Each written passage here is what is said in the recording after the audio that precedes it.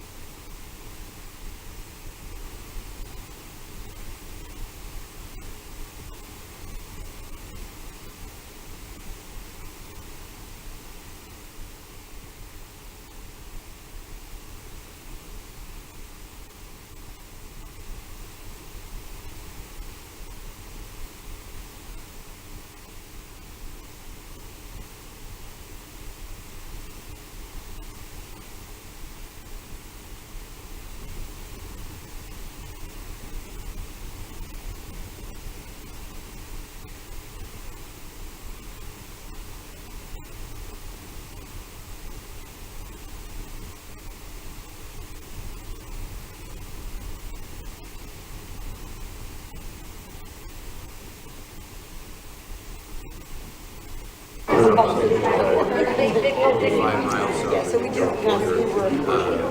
Just Uber Kingdoms. Spouses. Absolutely. Oh, yeah. We don't throw ours. I can't get home there. Oh, we just Yeah, if you're there for a weekend, well, drop in. Monday, I'll go to our club. Here, over Oh, thank you. Well, we both just had some knee surgery, and I told So him, that we can look. I said,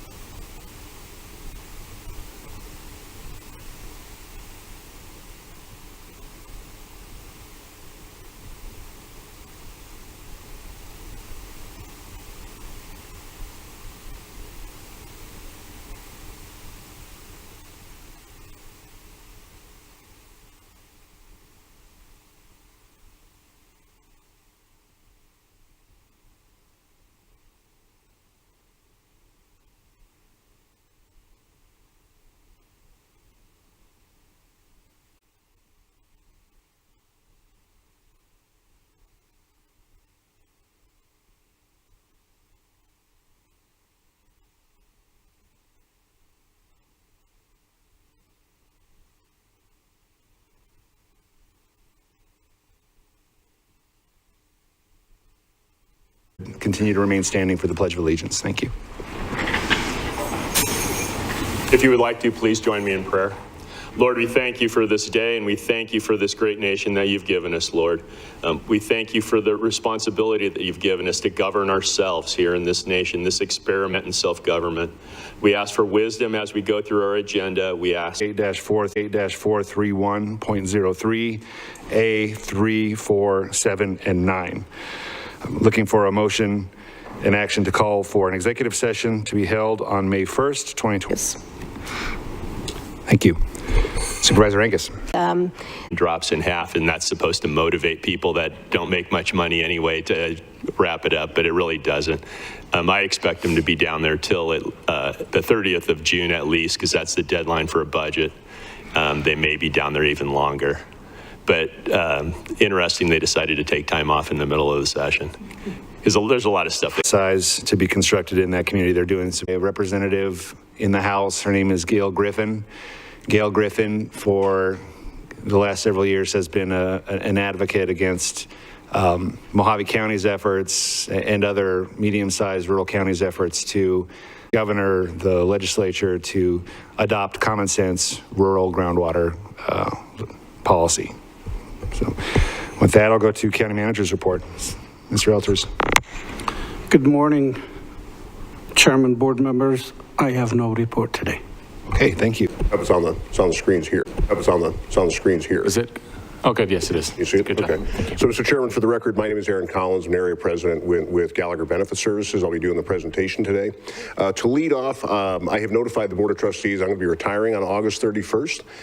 So this is pretty much going to be my swan song with the Board of Supervisors. My colleague John Hatz out of our Denver office is in the audience. John will be taking over.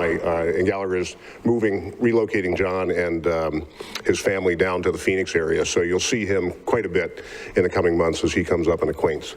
So with that, what I'd like to do is provide an update on the renewal for the current year and do an overview of where the trust is at and a little bit of a crystal ball item in here. So just as a quick refresher, Mojave County is self-funded for the majority of its benefits, medical, dental. The trust was formed back in 1990. It is governed by 7 trustees, 1 from each supervisorial district, plus 1 employee and 1 elected official. Supervisor Angus currently chairs the trust. As I said, it covers medical, dental, vision. It also covers the insured products like life insurance and disability and identity theft. Rate setting, how the rates are set every year, is done by a consulting actuary, in this case, Chiron. Chiron recently acquired, actually as of, I believe, middle of April, by Gallagher. So we work in the trust is done collaboratively between the Board of Trustees, the Board of Supervisors, and staff, and it's audited every year by an outside auditor, Walker & Armstrong LLP. So a quick overview, the pragmatic or the practical side of that. The basic operating philosophy of the trust has been to run on a long term, really to have some strategic views in mind. I have a typo in here. It's there should be 1 more 0 on that $7 million figure. But on funding, we carry the minimum, the statutory minimum, which is the incurred but not reported. So that's an estimate of the outstanding liabilities of the trust. You could liken that to float if you ever had a checkbook, you know, the timing differences between your wrote a check and when they cleared. And then in addition, with the actuary, we have a reserve component, an additional reserve component that provides some cushioning from ups and downs. And you'll see that when I get into some of the slides. You'll see how the claims tend to spike and whatnot. And in all candor, this actually came to be very significant with the recent pandemic. We had about $1.3 million in real world pandemic claims that were not budgeted. Nobody had those things budgeted. And we used that surplus to basically offset that without having to disrupt the operations of the trust. So the funding is done very conservatively. We also have a very strong eye on the benefit competitiveness. Mojave is in any day, particularly now, it's just a matter of how it goes, competing for human capital. So we look at both the design, how competitive is it, and then also how the cost shares run between the county and employees. And then I just threw 4 examples in here on how it, on the operations and costs. Operationally, this board, you recently approved a revised trust agreement. It's the first time it's been touched since the original formation of the trust. And then looking at a multi-year stability on the trust, we did a 5-year RFP that for the medical network to stabilize those costs. We recently completed a prescription benefit management RFP, which will result in several $1 million in savings over the coming 3 years. And effective July 1, we've changed out both the dental and vision providers. And all of those is just taking that long-term look at keeping costs stable and under control. How it's performing, the short answer is quite well. When you look at the lines here, we have 3 lines. The dotted line is the overall trend line on costs. We did this going back to 2020. If we did it for the last 12 to 18 months, it would be a steeper angle or slope. Basically, medical costs for the last 7 to 10 years have been running about 4% a year, and they're now in the 7 to 8. So we're starting to see that acceleration.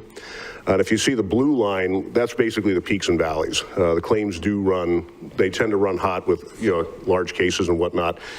Towards the end, the last part of 22, the line you see went up and stayed there, and basically that's the COVID claims kind of going through. So we had all the normal stuff, the cancers and whatnot, and then we had the COVID claims. What's interesting in here is that what we haven't seen yet, and I don't know how we will track, is we know there was a lot of deferred care during COVID, particularly things like mammograms, prostate screening, skin cancer and whatnot. So there's a question in the industry in general is when will those appear? So if the cancer diagnosis has been delayed and the disease has progressed, how will that ultimately come through? And frankly, we don't know. Okay, so just interesting one more for the long term. We'll see that play out in the next 2 to 3 years.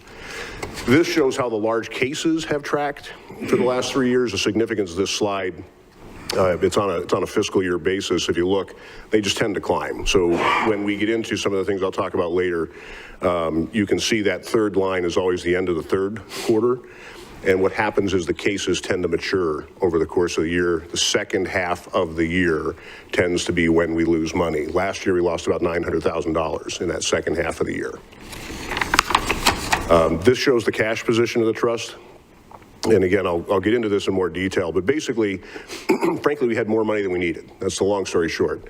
So beginning about 7 years ago, we made a conscious effort to short fund the trust to draw down some of that excess surplus. And the rationale very simply is you're a local government organization. The money was literally not needed. So why keep adding to surplus when you have local services that you as a board want to fund? So we embarked on a very deliberate position to slowly draw that down. Last year, we believe we hit the crossover point as of 22. So this year, we're engineering a slow coming out of, or a progressive coming out of that position. And frankly, the concept very simply is you don't want to do anything quickly. You don't want to wait so long that you have to do cataclysmic changes to the trust. So we've started that process of what we call normalizing rates. So this year, the significant changes are exactly that. So we're starting to normalize the rates. We developed in that 7 years a delta in the funding between the actuaries' recommended rates and what we really had that was about 17 or 18%. So there's actually a shortfall in the funding. We eliminated about half of that this year. And basically what we're going to do is do that normalizing of rates and then take a look, John and the trustees and ultimately you, will take a look and see where we are relative to losing. Are we still losing money? Are we breaking even? That type of thing. We're implementing a wellness portal, which is basically to consolidate all of the preventative care and events that the trust and the county do to kind of promote employee well-being and frankly, ultimately, hopefully, moderate the rate of rate inflation. Federal law changed. So we did have a difference in mental health benefits. The law change effective July 1 mandates that there are no differences. The most significant one is we're eliminating the 30-day max for inpatient and outpatient care and eliminating the 3-time lifetime confinement limit. Neither of those have proved to be a problem in the past, so I don't expect dramatic impacts, but those restrictions will come out of the plan. And then we've done adjustments on the deductibles. For the EPO plan, it went from $1,000 to $1,200 a person. On the high deductible health plan, it went from 3,000 single, 6,000 family to 3,250 and 6,500. Now that'll actually be in effect on 1/1 because the benefits are done on a calendar year basis. We increased the emergency room copay from $125 to $200.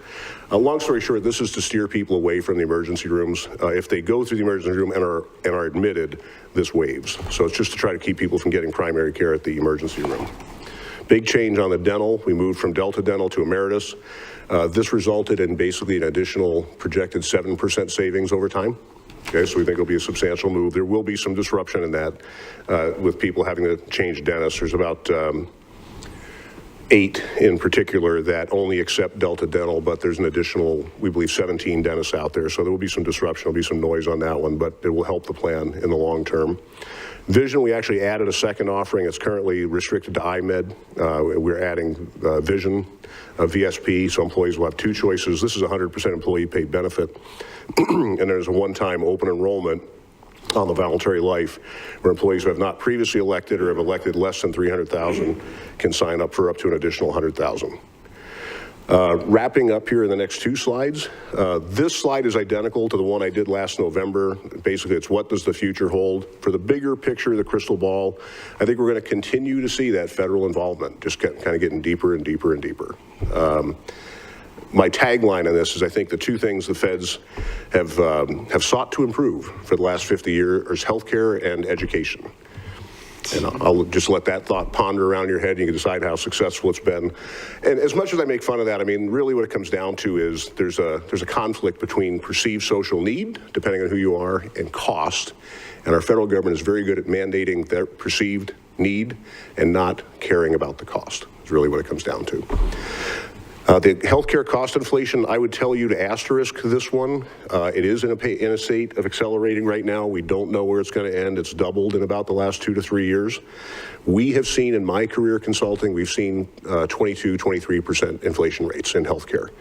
I don't believe we're going back there, but I think we will be seeing 7 to 10 in fairly short order. Healthcare inflates generally at 2 to 3 times CPI. So when you watch CPI, I assume healthcare is going to wind up at 2 to 3 times that.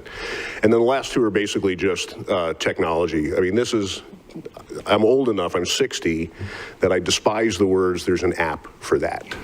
Okay? I'm just tired of hearing it because there's so many apps, right? But the reality is that, and I know Mojave is doing that with Ken and Leanne and their department, they're trying to figure out how do we harness this continuing beast of technology so we frankly do in fact make life easier for employees trying to access healthcare. So that one's going to be there. More specifically to Mojave, very directly, very bluntly, the trust runs very well. It's incredibly successful. Financially, it's successful. Your benefits on the medical front are highly competitive. You've done a really good job. Okay. I credit that to the fact it's a highly managed trust. Your staff is very good. The Board of Trustees has been very engaged. They ask hard questions. And it's probably the one that, since I started my career in Mojave County back in the 80s, it's probably the one I take the most professional pride in because it just runs so well, okay? Having said that, it's always focused on the medical. As a matter of fact, this year, for the first time for 10 years, employees have not had their costs go up. For 10 years, okay? That speaks well to the county, right? But the road to hell is paved with good intentions. It also builds up pressure in the plan, okay? So the focus has always been on medical. So dental and vision and the health savings accounts are now the vulnerabilities because you're super competitive on the medical, but particularly when it comes to the local cities and schools, those other 3 areas are going to be an area for focus next year and probably for the coming 2 or 3 years and kind of working on those. Employee assistance program will be an RFP this year just because that's always a tough one. And then the well-being stuff, basically. How do you in a society of free people, of free citizens, right? How do you encourage people to take care of their own health, right? Which ultimately helps them and drives down your cost without becoming some odd society that imposes. So finding ways to not only lead the horse to water, but to get the horse to drink so that we all better manage our health care is going to be a continuing challenge. And then finally, just the technology. And again, Ken and Leanne are working on that now, so that it makes it easier for employees to go online, the county website or whatever, and do it. So that's kind of the crystal ball, Mr. Chair, members. I know you did very well. Nobody went to sleep. No, your eyes rolled around just a little bit. Everybody hates benefits, right? But I'd be happy to answer any questions I can on any of that. Great, thank you for the presentation. Do we have questions from the board? Supervisor Angus.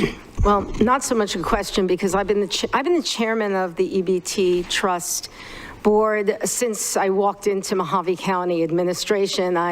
It's been 10 years, and that has been the 10 years that I believe we have done such a great job. When there have been the ups and downs, the county has absorbed the extra costs, so not to put that on our employees.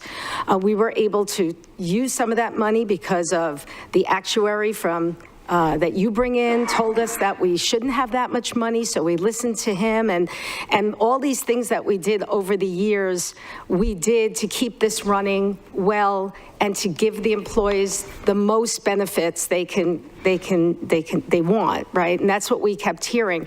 Everybody understands there's inflation. We're going to be talking about it for the next several months when we go into our budget talks, but inflation is real. And everyone understands it. But what we were hearing from the employees is that they understand that, but they don't want a decrease in services. And we heard that. And we're not going to do that. There is a little hiccup in the dental, and I'm sure that HR will be explaining that. But we are actually giving a little bit more. And with this portal, I'm actually very excited about. Yeah, there is an app for that, but this is the way we all do our business and our home lives and take care of our health. Everyone's now familiar with going on portals and accessing their information, and more so with the county because of all the extra benefits that you get. So I'm very, very pleased that after 10 years, we just have to adjust just a tad, and we are very competitive. But personally, I want to say that most of that is because of Mr. Collins. And as he prepares to leave us and segue into retired life, I just want to say from the bottom of my heart that we all know that how devoted you were to Mojave County because of your personal connection, and that what a great job you did. And then you went out into the community and you helped school districts and other government agencies, and we were so lucky to have you. And I know Mr. Hatz is back there and you have big shoes to fill, but we're looking forward to working with you. And I also want to note that we have an incredibly great board. We've had the same people on this trust board for many, many years, and those people are, well, I'm the chairman, and then Verlyn Tinnell, she's on the board, and Roger Jackson, has given us the notice that he'll be stepping down. He's retiring and actually moving out of the state, and we wish him well. Susie Duranzo, everyone remembers Susie. She's been, because she brings in a lot of history and asks great questions. And Joy Bancroft, I believe, who's the newest part of our board from Golden Shores. So everybody is engaged, asking the right questions, and Erin, you always have the right answers, whether we like it or not, and I appreciate that. So thank you again. We're going to miss you, and come back and visit. And I will just close by saying it's been an honor, and I appreciate it as well. Any other comments or discussion from the board? No, it really is a testament to your work and the work of the board. I believe that this plan is really one of the best and most competitive in the Mojave region. And I think that's due in part to the hard work of a lot of good people. So thank you very much. Thank you, Mr. Chair. I don't think that this, on the agenda, it just says presentation. I don't think it requires a action or anything like that. So thank you very much. Thank you, Mr. Chair. We're going to go back to the call to the public. First up is Chris Rodarte, followed by Chuck DeShazer. You're on deck.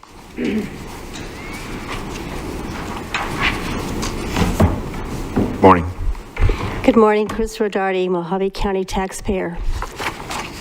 Founding Father Roger Sherman once said, "Sad will be the day when the American people forget their traditions and their history and no longer remember that the country they love, the institutions they cherish, and the freedom they hope to preserve were born from the throes of armed resistance to tyranny and nursed in the rugged arms of fearless men." Ladies and gentlemen, today is indeed that sad day. Americans have forgotten their history and the freedoms for which our founders exchanged their blood and treasure. Sadly, tragically, and terrifyingly, we have devolved into a banana republic in which a former U.S. president can be arrested and indicted on fabricated charges against which he will be given the opportunity to prove his innocence, as so eloquently expressed by a former Speaker of the House. Whatever happened to innocence until proven guilty? It no longer exists, and if they can go after a former president, they can and will come after you and the rest of us. Every 2 weeks, this board rubber stamps its progressive agenda and applauds itself with virtue signaling proclamations under the guise of representation. Meanwhile, miring Mojave County deeper and deeper into the swamp of socialist slavery. Once again, we see ARPA money being unceremoniously doled out in what has become a routine and mundane process. Many times, my colleagues and I have stood before this board pointing out the hideous and unconstitutional strings attached to such blood money. Sadly, we have been ignored and summarily dismissed as errant children. America, once the land of the free and the home of the brave, is fast devolving into an unrecognizable state. Evil has overtaken our culture and godlessness is the norm. Daily, we are deluged with the alphabet mafia of DEI, CRT, LGBTQIA+, DHS, HUD, CDC, FBI, on and on, as the government hammers obedience and compliance into our collective heads. And as America precipitously circles the drain into everlasting hell, Mojave County carefully and systematically rearranges the Titanic deck chairs. As I said before, they are coming for all of us soon. As I speak, I can hear the pounding of their boots and feel their hot breath on my neck. America, my treasured, beloved home, is in imminent danger, and I am begging you, Mojave County Board of Supervisors, stand up and say no more before it's too late and all of us are forever silenced. Thank you. Thank you, ma'am. Chuck DeShazer.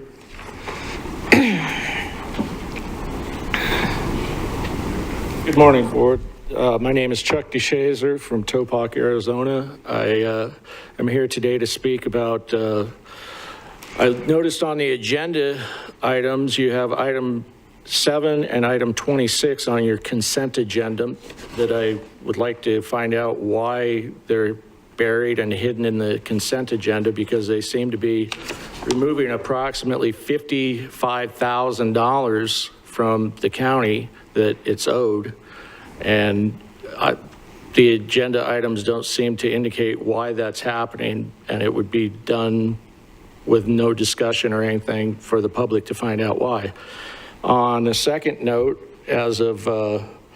because this involves me, I found out last Thursday from a letter I received on Saturday concerning my own abatement assessment that I was sent to the wrong appeals board and charged $50 for that, and the abatement assessment, or the abatement itself, was incorrect because this board of 5 members that you have here have voted to institute its ordinance 2020-7, according to what was sent to me by the county attorney. And the Development Services put the wrong appeals board on the notice, so therefore it's very clear they made several mistakes on there, which I guess you guys can't address at this point, but by that being invalidated by going to the wrong appeal board and not being brought before this very board that is stated in 2020-7, I effectively have never gotten an answer on my appeal from whatever was stated in the initial paperwork. I know it sounds very confusing, but that's where I stand. At this point, they're asking me to appeal the abatement assessment.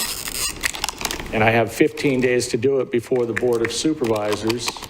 But if the abatement itself was invalidated by incorrect information on the paperwork to begin with, then the assessment itself should disappear also because it was illegal assessment.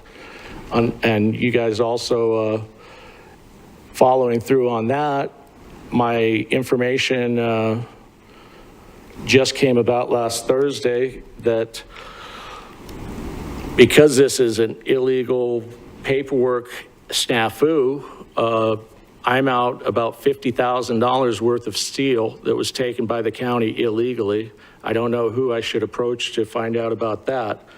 And the last thing I'd like to mention here is I find it extremely upsetting that the county attorney advising this board either thinks the board is ignorant of the Constitution, illiterate about the reading of the Fourth Amendment, or whatever, or just plain gullible and will believe anything that the county attorney wants to tell them, because the Fourth Amendment, as I read it and as the Supreme Court has read it, says that it applies to all of us, not just to criminals, as emphasized by the county attorney last time I was here. Thank you. Thank you, sir. Armin Stange?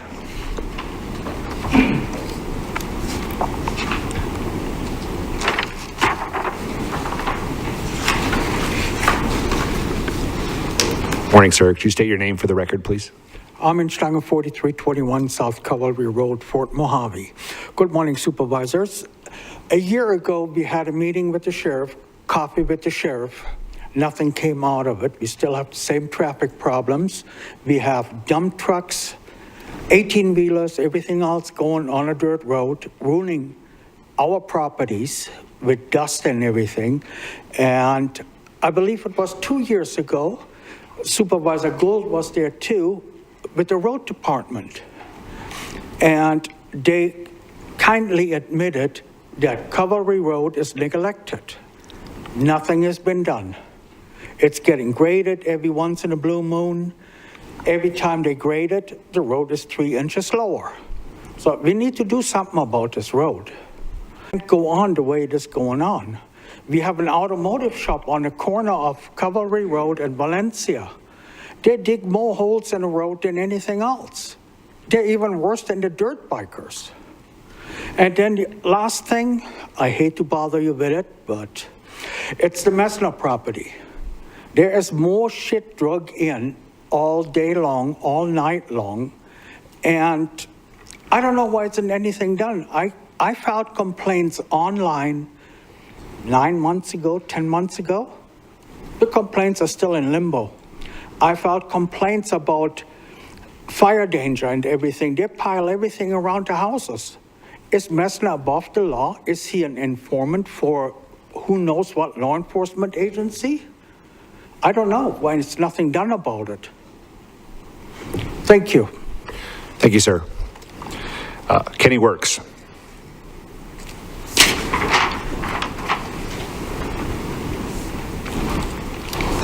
Kenny Works, Yucca, Arizona. We're in the springtime now, and it's, everything's prospering. The ants are prospering in their nests, and they're growing the size of their nests. The bushes are growing tall and green, and everything's prospering because that's the way nature works. Nature wants to prosper. However, we have a situation where Raul Grajava and Kristen Sinema are stirring up the Indian tribes in the area to prevent Arizona, Mojave County, Arizona, from being able to do mining in the county areas because they want to put monuments all over the place and prevent mining. Prevent prosperity. I don't know why they think that nature's allowed to prosper, but if you're human and you happen to be white, then no, we're not going to allow the prosperity. We're going to do everything we can to stymie it. I think that the members of the Hualapai tribe, the Hualapai Hopi, Kaibab Paiute, San Juan Southern Paiute, and Colorado River Indian tribes, which exist on both sides of the river, by the way. So they're having an effect on the other states are having an effect on this, being able to mine our minerals in our own county and prosper from that. So I think that I want to thank the county, the position the county has taken, leave Mojave County out of new Grand Canyon Monument talks. I think that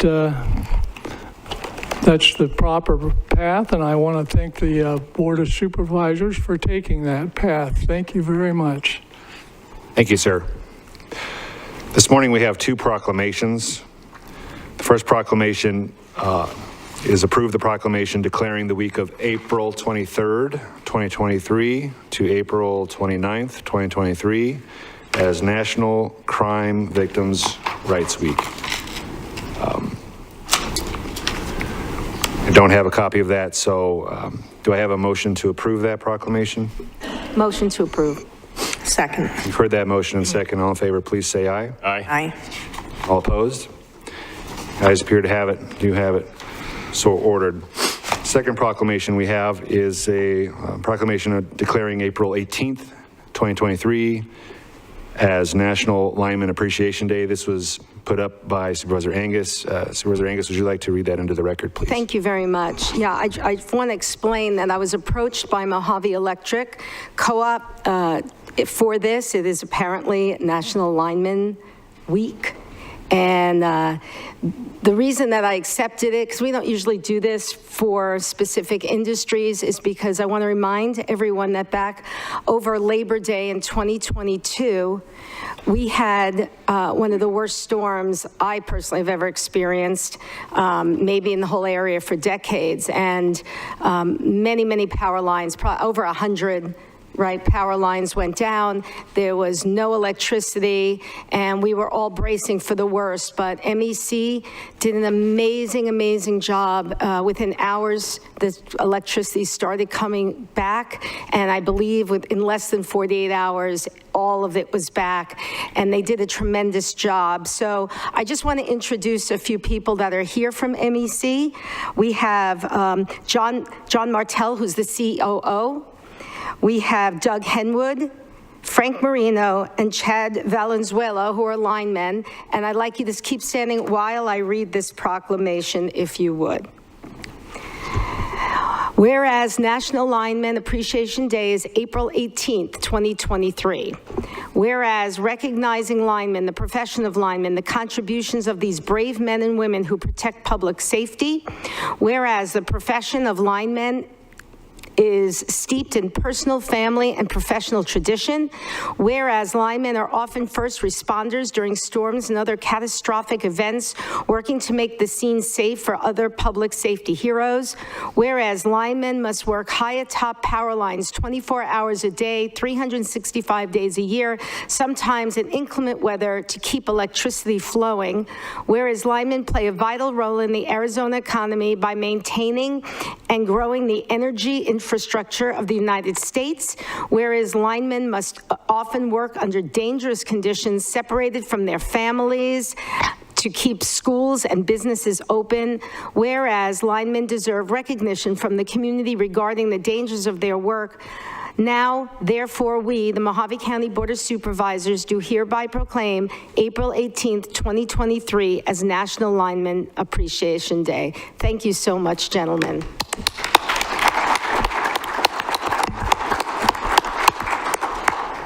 Mr. Chairman, Supervisor Bishop. since we mentioned MEC, and thank you for being here today, I wanted to also give a shout out to Unisource. Thank you. Yes, absolutely. The county's covered by Unisource and MEC. Right, Thank you. thank you for that. Thank you for being with us this morning, gentlemen. Do I have a motion to approve the proclamation? So moved. Second. You've heard that motion and second. All in favor, please say aye. Aye. All opposed? The ayes appear to have it. Do have it. So ordered.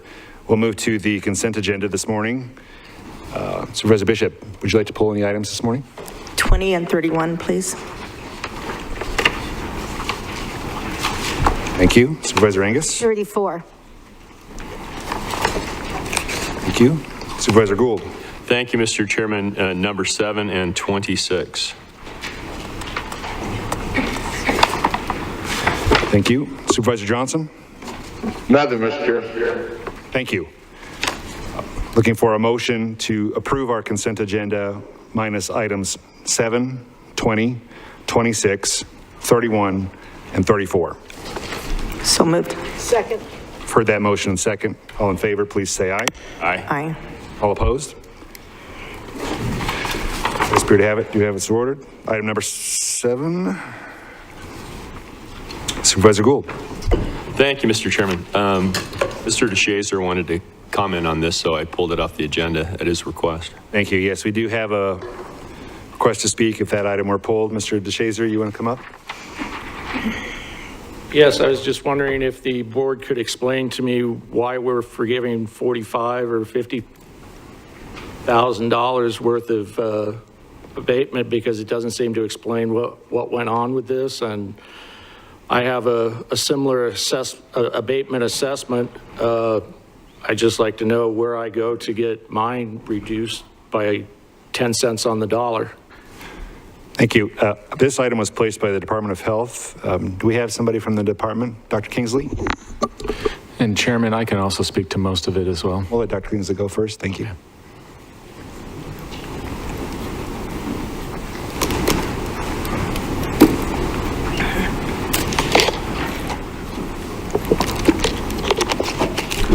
Good morning, Board. Morning, Dr. Kingsley. Chairman and Board, for this item, this lien has been long was initially put in 2009 from the Board of Health during that time when this type of lien was under us. Previously, these types of liens have been moved over to Department Services, but because we initiated the lien back then, it's still within our department, and we still have a few stragglers that are there. In this situation, there was a lien on a property for abatement, and then it was purchased by another individual who inherited that lien. Then that individual passed away, and his brother is currently working to do the abatement himself. He feels he wants to do right by his brother, clear this abatement up, and be able to close the lien and sell the property for his brother who died. In looking over those liens, public health is very conscious of individuals and how this $50,000 accrued up to that point. And so we waived our fees as part of that, So reducing down this gentleman's brother who is closing the trust and such things for this property and for his brother, will pay the amount that is needed in order to abatement. So this $5,000, what would be a normal abatement process, I believe, and the cost of what would be incurred if this process that wasn't even incurred by this brother, him or his brother, had been properly rectified in the past or such things. So this $5,000 is what it would be if this property needed to be abated today, if this lien hadn't existed. And so we removed our fees just to cooperate and be good county participants with our citizens. So. Thank you, Dr. Kingsley. Attorney Esplin, do you have additional information to contribute? I do. If you look at the backup, there's an explanation on the summary. And it started in 2009 where there was an abatement for trash. And back then in 2009, some of the ways that our office would handle these there's a couple of different ways that you can handle abatements. One is through the process that we commonly do here where it is brought before the Board of Supervisors, and the Board of Supervisors go through the abatement process and then pose a lien. Another way that you can do that is you can go through court. You can go through a civil action. And back in 2009, our office would often do that. And if you look at the backup on the second page there for the proposed agreement, there's a civil penalties of $10,750. So back then we would get a penalty of $10,000. That's in addition to the abatement costs. So that $10,000 was a civil fine. It was a fine that was imposed by the court. and then the abatement cost of $2,637. So this is very much different than Mr. DeShazer's, who just spoke here recently, where he said, well, how is this any different? Well, it is different because we're talking about the civil penalties that we're on top of. In his case, he doesn't have any civil penalties. He just has the abatement costs. Here you have the abatement costs and the civil penalties, and on top of that, you have interest that's been accruing since 2009. At 10% interest rate, that's a significant amount of money, and that's why it's gotten up all the way up to $51,000.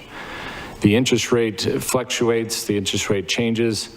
You have an interest rate today that's different than, when I first started here 6 years ago, the interest rate was around 3%, 3.5 or 3.75, 4.75. In fact, this interest rate probably should have been around 3.75 or around 4%. Sometimes the court back then would set the interest rate at 10%, but I think it actually should have been much lower. So what this represents is a negotiated amount. It's a negotiated amount to take off the civil penalties, reduce down the interest down to what it should have been rather than the 10%. And also, really, it's a way to recoup some money. If we don't enter an agreement, it's quite possible that this gentleman may say, well, I'm not going to pay $51,000, and then we don't get anything. We also have built in the agreement that he will clean up the property because it has now accumulated trash and debris since then. So we're really trying to get two things for one. We're trying to get this person to get some money out of a previous abatement from 2009, and we're also motivating him to clean up his property again today. So we're trying to get both of those things accomplished with this. If the board does not wish to enter into that, we will politely go back to him and say we do not wish to enter into an agreement, at which point then we will insist on the $51,000 payment. Thank you, Attorney Esplin. Comments from the board? Supervisor Bishop? My only comment is I appreciate Wayne Brashear cleaning up the property as part of this agreement, and I send my condolences to him and his family, and I think this is a good way to remedy this problem once and for all and get this property cleaned up again. Thank you. So with that, I'll make a motion to approve. Mr. Chairman. Supervisor Gould. Thank you, Mr. Chairman. Mr. Esplin, how do we recover the court costs then? I don't think there was a significant amount of court costs. The court costs would have been probably around a couple $100. The cost of the filing fees. Cost of filing fees, service does not cost any money because it was the county attorney that prosecuted the case. So I guess county attorneys are free. They're not. They're correct. The county taxpayers pay for our salaries. I understand that. So I don't know how much time was put into this. So it'd be hard to calculate how much that would be. Let's just say roughly around back in 2009. I couldn't guess how long it took to handle this. So I can't tell you how much it would cost the attorney's fees. So, Mr. Chairman, my problem is, so if you just fail to comply, and you fail to comply long enough, then we'll bring it back and reduce your fee. Rather than the individual, I realize the individual that now owns the property is not the individual that had didn't comply in the first place, but still that individual did not comply. So as time goes, if you hold out long enough, we'll just go ahead and reduce your fee. I think that's a bad precedent to set. Thank you. Certainly, we present this to the board for the board's consideration. I can see different positions. We defer to the board as to how you wish to proceed. We may never be able to recover. On the other hand, this is an opportunity to recover some amount, but I understand that position as well. Page 2, it says, if I'm reading this right, civil penalties of $10,750, abatement costs of just over $2,600, recording fees, $14, postage, a little over $16, inspection fees, $190, legal publication, $44.65, and interest as of March 31st, 2023, $27,431.29. I think Supervisor Gould has a valid point. However, it's the gentleman that's trying to deal with this. He didn't do it. I don't know if that matters. The gentleman that had this happen, he's a decedent. It's a tough situation for sure. Chairman, I'm sorry if I could also add to that as well. And to address Supervisor Gould's concern, because I think that's a valid concern, absolutely. The number that we came up with is really more in line, consistent with the practice that we do today, because we don't seek a civil penalty today. We don't. We just try to seek the cost of the abatement. And then what we did was we used the interest rate of 3.25, which was what it should have been imposed back then. The interest rate at that time, had we have just done the regular abatement process, would have been 3.25, not 10%. The courts would set the 10% rate. And so the number that we come up with, the negotiated amount, is more in line with, okay, here's what the abatement cost would be plus interest at 3.25. I think that's what they were trying to do when they came up with this. Just reading the backup and talking with the attorney who worked with this, we put in there, decedent nor his personal representative caused the abatement to occur, and reduce the interest rate from 10% annually to 4.25%, which is what the county should have charged, as the interest rate in 2009 was 3.25. So we're always allowed to charge 1% higher than the set interest rate. And stopping the charging of interest as of November 30th, 2022, the end of the month of the first contact was initiated by Wayne Brasher. The remaining balance of $5,021.78 is the actual cost of the abatement process, recording fees, postage, inspection fees, publication fees, and 4.25% interest. So we're not just letting somebody say, oh, the passage of time. We're just saying this is how we would have processed it today, taking off the civil penalty and also taking off the 10% interest rate. Thank you. So if I'm reading this right, within the backup, the actual abatement cost was $2,637.88. They're agreeing to pay $5,021.78, plus they're going to clean up the property. Is that accurate? Correct. And that's all, the cost to clean up the property is 100% borne by them. Is that correct? Correct. Yes. Yeah. Unless they don't comply. Unless they don't comply. If they don't comply, then we're not going to remove the lien. I mean, it's an agreement. You agree to do this. If you do this, then we'll remove the lien. So, Mr. Chairman. Supervisor Gould. Attorney Esplin, do you know how the decedent obtained the property? I don't. I was trying to look into that before the meeting today, but I couldn't. For claiming that he was not the one that trashed up the property. It could be that he did. It could be. I don't know the answer to that. I don't. I just know that the original owner that incurred this 2009 lien is not the same one as we have today. And I don't know how that owner went to the decedent, because it went from him to the decedent to now the personal representative who is handling the decedent's estate. Since we don't have generational debt in the United States, I'm assuming the person either inherited the property or purchased the property, neither of which he has to participate in. Yeah, I don't know how the decedent got the property, and that's for the personal representative to decide how he wants to handle his brother's estate. Sure. So. Thank you. Thank you. We'll go back to Supervisor Bishop has a motion on the floor to approve. Did you have another comment, Supervisor Bishop? Yes, in the backup materials, there is a Superior Court order showing where this person was given the status of personal representative for the property. So I just wanted to point that out. Thank you. Any other comments? We have a motion. Second. We have a motion and a second. Any further discussion? All in favor, please say aye. Aye. Aye. All opposed? No. You guys appear to have it. Do have it. So ordered. Thank you. Item number 20.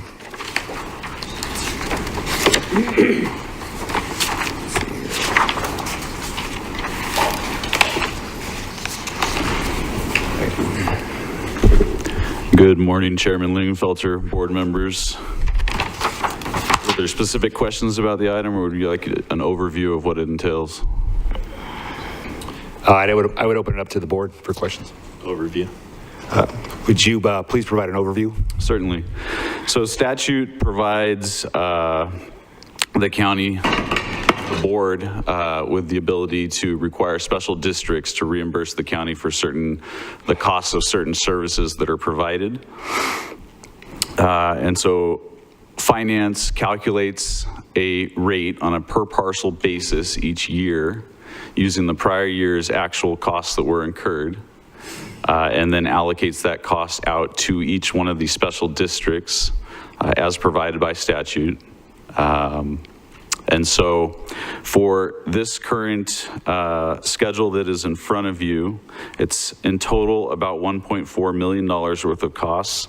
And those are the costs of the county treasurer, the county assessor, and the county attorney's office for services that were provided to special districts.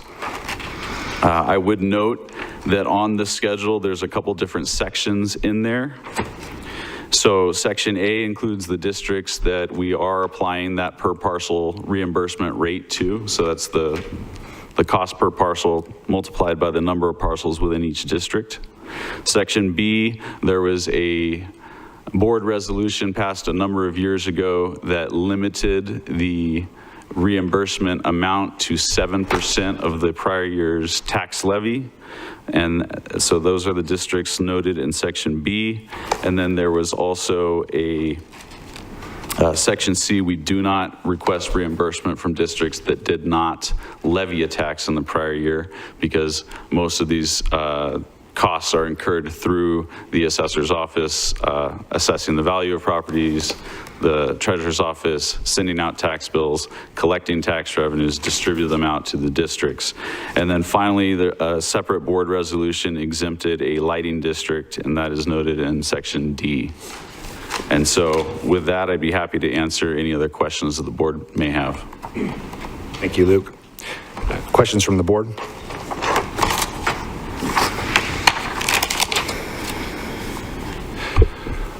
Could I entertain a motion? Motion to approve. For that motion, do I have a second? Mr. Chairman. Supervisor Gould. Do you have members of the public that are interested in testifying? On 20, no, I do have one for our next item, which is 26. We have a motion. Do I hear a second? Second. For that motion and second, all in favor, please say aye. Aye. All opposed? Ayes appear to have it. You have it. So ordered. Thank you, Luke. Item number 26. We do have one request to speak for item number 26 from Mr. Chuck DeShazer.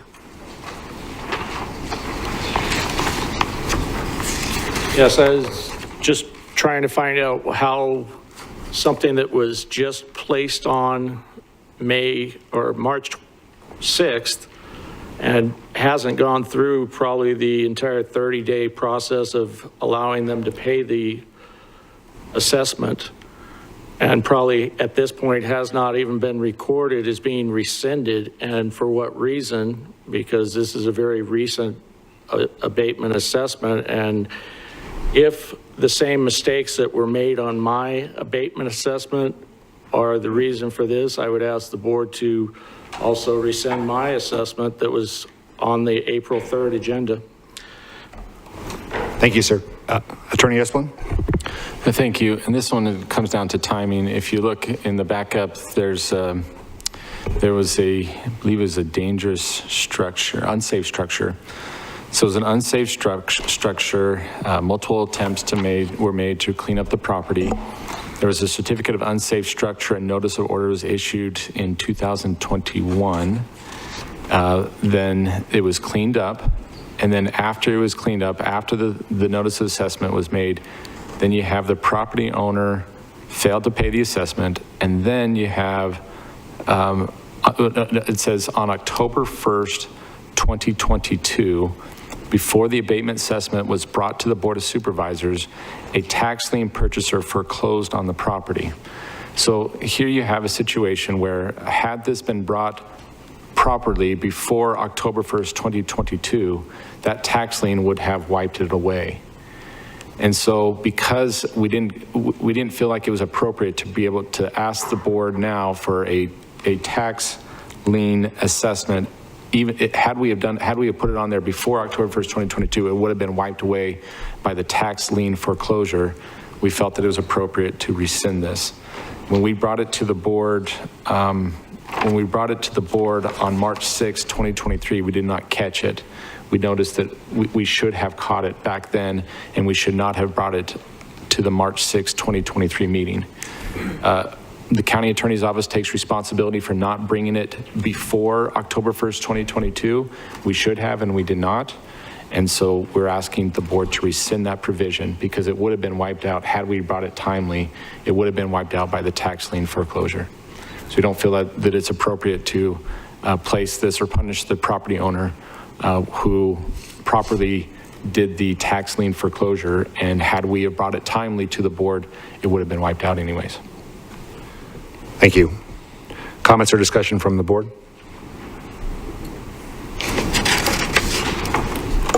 Hearing none, I would entertain a motion. I'll make the motion to approve. You've heard that motion. Do I have a second? Second. Any other comments? You've heard that motion and second. Do I hear, all in favor, please say aye. Aye. Aye. All opposed? Ayes appear to have it. Do have it. So ordered. We'll move to our regular agenda. I'm going to move up item number 38. Oh, excuse me. Still got more. Still have two more, I think. 31. and Oh, 30. excuse me, everybody. Excuse me. Item 31, yes. No, 34 is mine. Okay. Alan? All right. Catching that. There's the old man. Good morning. Good morning. Hello, everybody. I'm ready. Mr. Chairman, I pulled this item just because I think it's of interest to the public, and Alan, I'm sure will be gracious enough to explain why we're doing that, because of the mountain that requires voters in the same precinct to drive all the way around the mountain through Kingman and back into Chloride. So I would love to. I thought you might. Thank you. All right, what we're planning on doing here, with your approval, of course, is something that's long overdue. It's actually aligning a voting precinct. And we've been very fortunate in Mojave County for many, many years that we haven't had to align very many precinct lines. And we did it when we were doing some redistricting little things here and there over the 20 years that I've been around. But in the last 20 plus years, I don't know how long it is. I'd like to start it by saying, about 250 million years ago, God created a Surbat mountain range. All right? And he put it right in the middle between Chloride, North Kingman, and East Kingman. All right? So when he did that, he does most things perfectly, but it was about a 15-mile stretch in there. So on the west side of Stockton Hill Road that didn't run on the mountain range that had this group of people in the Chloride voting district. Well, there weren't a whole lot of people that lived in that area, a long time ago. But since then, our population, people have moved out. It's Red Wing Canyon and a couple of the other places out there, that there's 244 registered voters in that area. Now, these 244 registered voters need to drive approximately 50 miles either way around the Surbat Mountains or go over top of it if they could, right, to the voting precinct that they're supposed to vote at in the town of Chloride. Now, that's pretty tough. Well, I've been over the years been getting more and more, inquiries about why we have to do this, and we got places right down the street, and I'm explaining to people that, well, that's the way the precinct lines are, and you got to vote in your precinct and such. So it's time that we need to adjust the lines a little bit. It's not going to do any real, it doesn't do any change to really the, I'll call them the big five districts that are out there. Big five districts are the Board of Supervisors, the community college districts, legislative, congressional, and the Justice of the Peace districts. It doesn't mess with them whatsoever. The population is exactly the same. It's simply moving a group of people that are registered to vote on the other side of the mountain, in the Chloride district into the North Kingman voting precinct. It increases the numbers by a little bit, but it makes it much more convenient. So these people can now ride down the road, and it's still far somewhere on Stockton Hill Road because it's like real vast and not a whole lot anyway coming in, but it's still substantially closer. That's the whole thing. Thank you for that. Supervisor Bishop? So the only thing that concerns me is we have some precinct committee men from the Red Wing Canyon area off Stockton Hill Road. if we approve this, then they will no longer be in their precinct.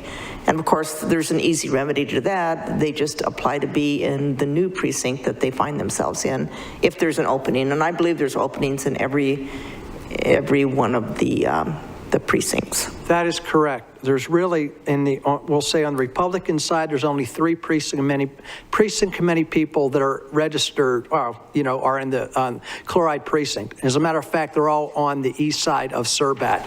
Nobody on the west side of the Surbat, and actually the town of chloride is a precinct committeeman. They have an allocation for 8 or 9 people to be so, to start with.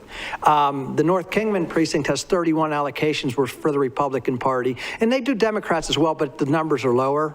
So I'm just going to be using off the Republicans right now. It's an easy fix. They apply they become precinct committeemen for North Kingman, until 2024 when there's an election up again, and hopefully some people from the actual town of Chloride can become precinct committeemen. Okay. Ellen, have you notified the political parties and any affected precinct committeemen of this change? I have not. I was going to do it after if you all said okay. I mean, I got a very good line with both of the chair people from both political parties, and we will work things out. Thank you. Any other comments or discussion from the board? Hearing none, I would entertain a motion. I'll make a motion to approve, and I've been looking forward to this for many, many years, so thank you, Alan. Welcome. Second. You've heard that motion and second. All in favor, please say aye. Aye. All opposed? Ayes appear to have it. Do have it. So ordered. Item number 34, Supervisor Angus. Thank you very much. A while back, I came to this board and I asked for approval of an ARPA distribution of $100,000 for a van for an organization that happens to be located in Bullhead City called Veterans in Motion. They do wonderful things, and they needed this van to help veterans with handicaps go anywhere they needed to go, which was a service that we did not have. And it's been so successful, they're kind of a victim of their own success. This van doesn't serve all the needs, so they asked if they can use, that van was $65,000, so there was a balance left in the $100,000, so they came back and said, could we use that extra $35,000 for another vehicle to help people who have to go longer distance, the price of gas, everything like that. And so I said, yeah, why not? So this is just to approve a funding agreement change. But if the chair will allow, I'd like to show a little video that was done on this group. It was done in Nevada PPS about a month ago. And so I'm hoping that it's going to work. IT? Is that okay, Ms. Chair? I'm asking your permission. Thank you. Hildy, this is Nathan. Give us 1 second. Okay. And if the Horns are here, Bob and Nancy Horn, and and remind me your name.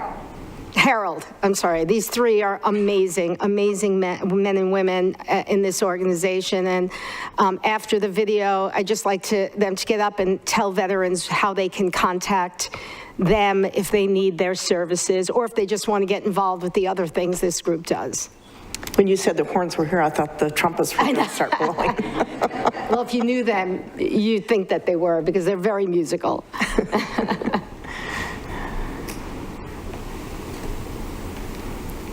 All right, so since there's dead silence, can I ask them to come up and do your thing now, just to get up? Approach the podium, please.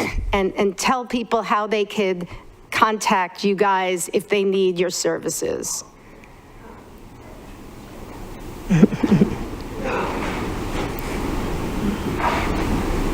Good morning. We want to thank you for your support for our veterans. We have a very unique program, and I know you're aware of all of that. And your name? We are really working hard for the vets, getting them back into civilian life, if you will. And that's about it. I'd like to just thank you very much. This second vehicle will be very helpful, because we're getting veterans from all over the area wanting to come for the service. Harold is one of our 7 drivers that Give a phone number. Would you like to say something, Harold, about that?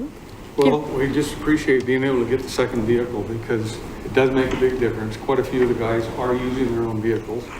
And so it would be very much appreciated if you can do that. Nancy, if you just, how people reach you? You can reach us at 760-413-3593, and that goes directly to Bob. He can answer any questions. And we are veteransinmotion.org. Thank you very, very much. They also do lessons with dancing and music, which if we get this video rolling, maybe you'll see. But if we don't, I just wanted to thank you. You've done a tremendous job. You're in such a short time. You have an excellent reputation, and everyone is very pleased. We have this service where, and it's not just Bullhead City. You guys, the guys will go all around and pick up veterans if they need it. So thank you. Again, thank you very much for your support. Thank you. Do we have the video ready to go? There we go. All right.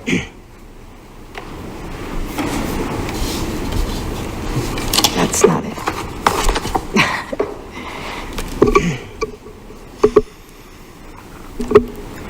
I think it was the video before. I think when you went over it. Well, yeah, they did it in Nevada Week. Did it through a Clark County, but it's, anyway, I don't think that's going to happen. All right. I'm sorry. If anybody wants it, I will make sure that it is accessible. I'm sorry. They can contact your district office if they want So to. you can contact my district office or Veterans in Motion. Great. And they'll be able to send it to you. Thank you for your service. Anybody does want You speaking to the microphone, please? to Speaking to the microphone. all they have to do is go on YouTube and do Veterans in Motion, and it'll bring it up. It might not be the first one now because it's been a while back, but it is on YouTube. Great. Thank you, sir. Looking for a motion? Motion to approve. You've heard that motion. A second. All in favor, please say aye. Aye. All opposed? Ayes appear to have it. Do you have it? So ordered. Now, I'm going to move up item 38. We have a number of public safety personnel here. And we have one request to speak from Ted Martin from Mojave Valley Fire District. And then I'll call on you, Nick, or Luke, excuse me, to come down.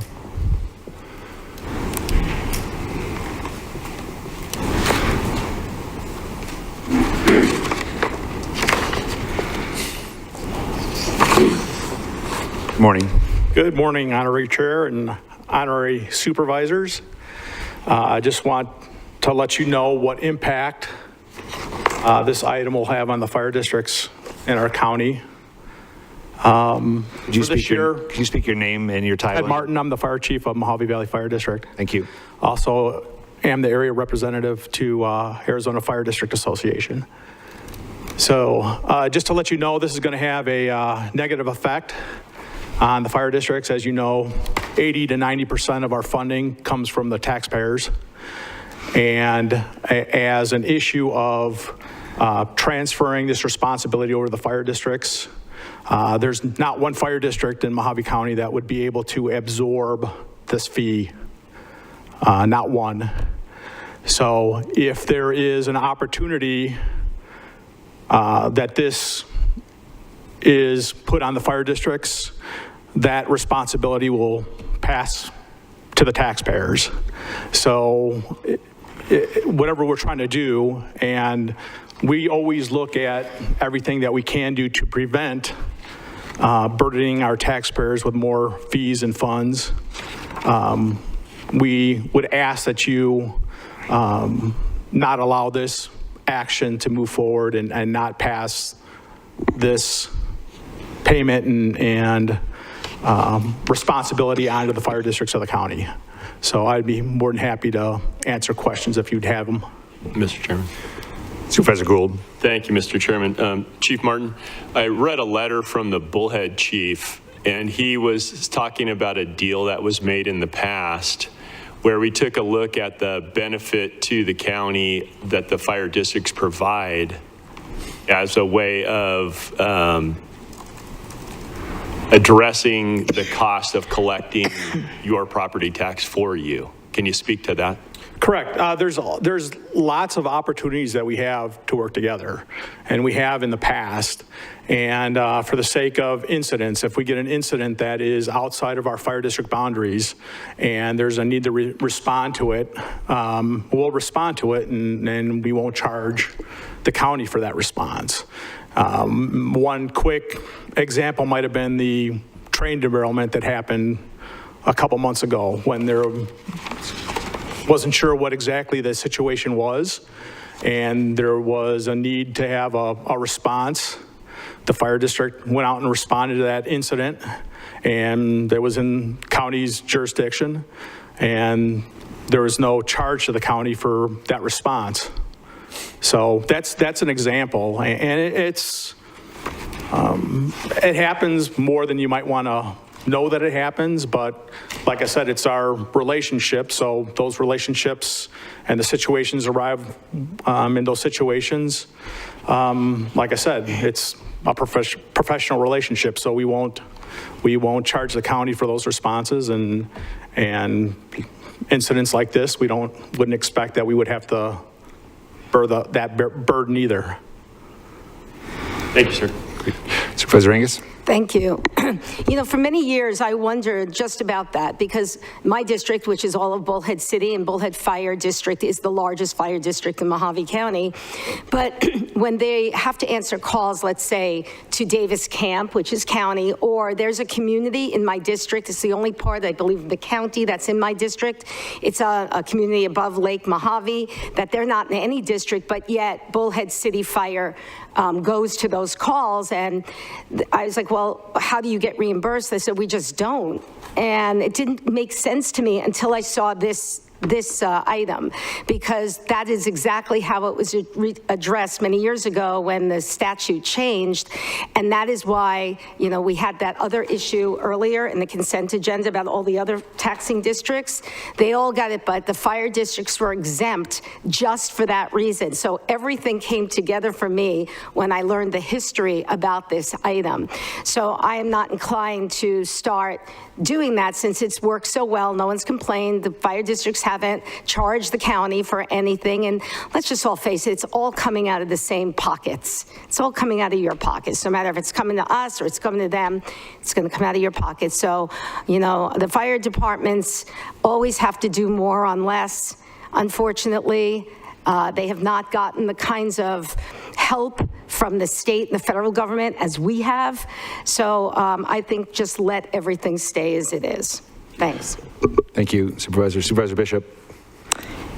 Thank you, and it's really nice to see all of these white shirts sitting in the front row, putting pressure on this board to make the right decision, whatever that may be. Of the fire districts in Mojave County, there are 14. 6 of those are in District 4, my district. And those fire departments are not wealthy fire departments. The fire departments in my district are Golden Valley Fire District, Northern Arizona Consolidated Fire District, Lake Mojave Ranchos Fire District, Oatman Fire District, the Pine Lake Fire District, and the Pinyon Pines Fire District.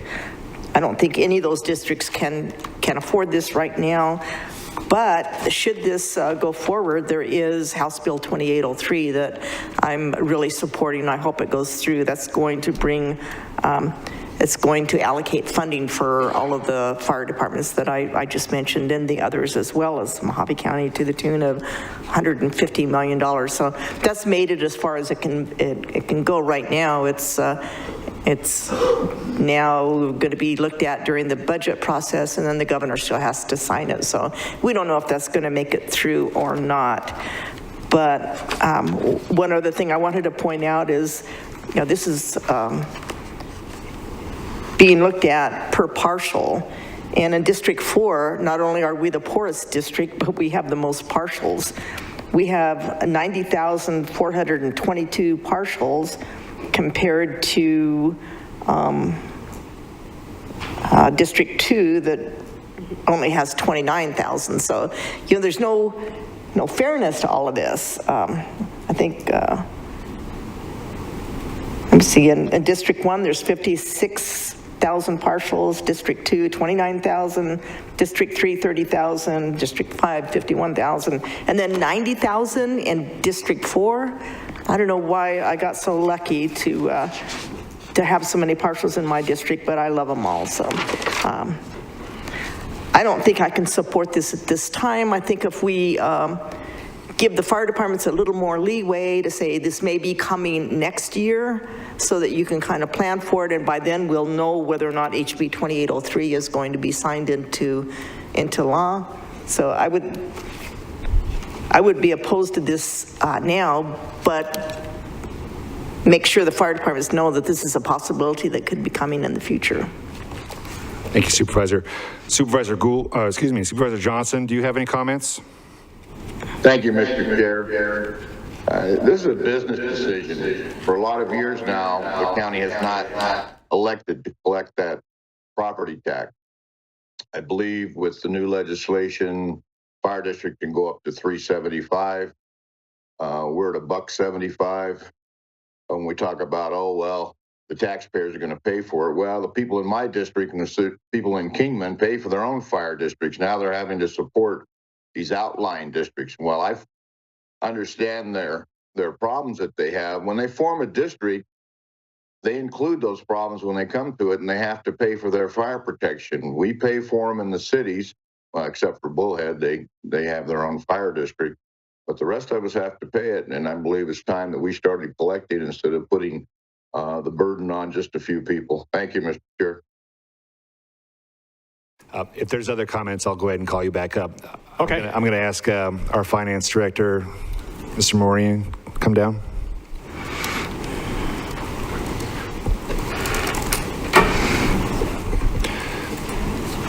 Luke, you can give an overview and explain what you're looking at. Thank you, Chairman Lingenfelter, members of the board.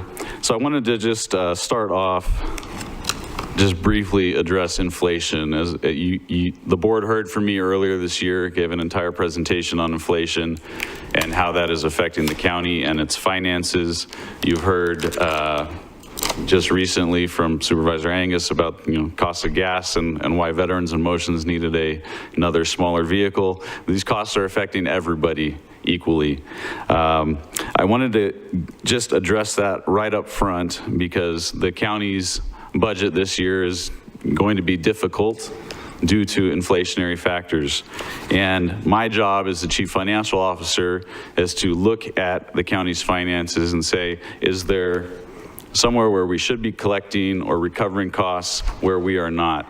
And so I'll give you some history on the exemption for the fire districts because it goes back to about 2003.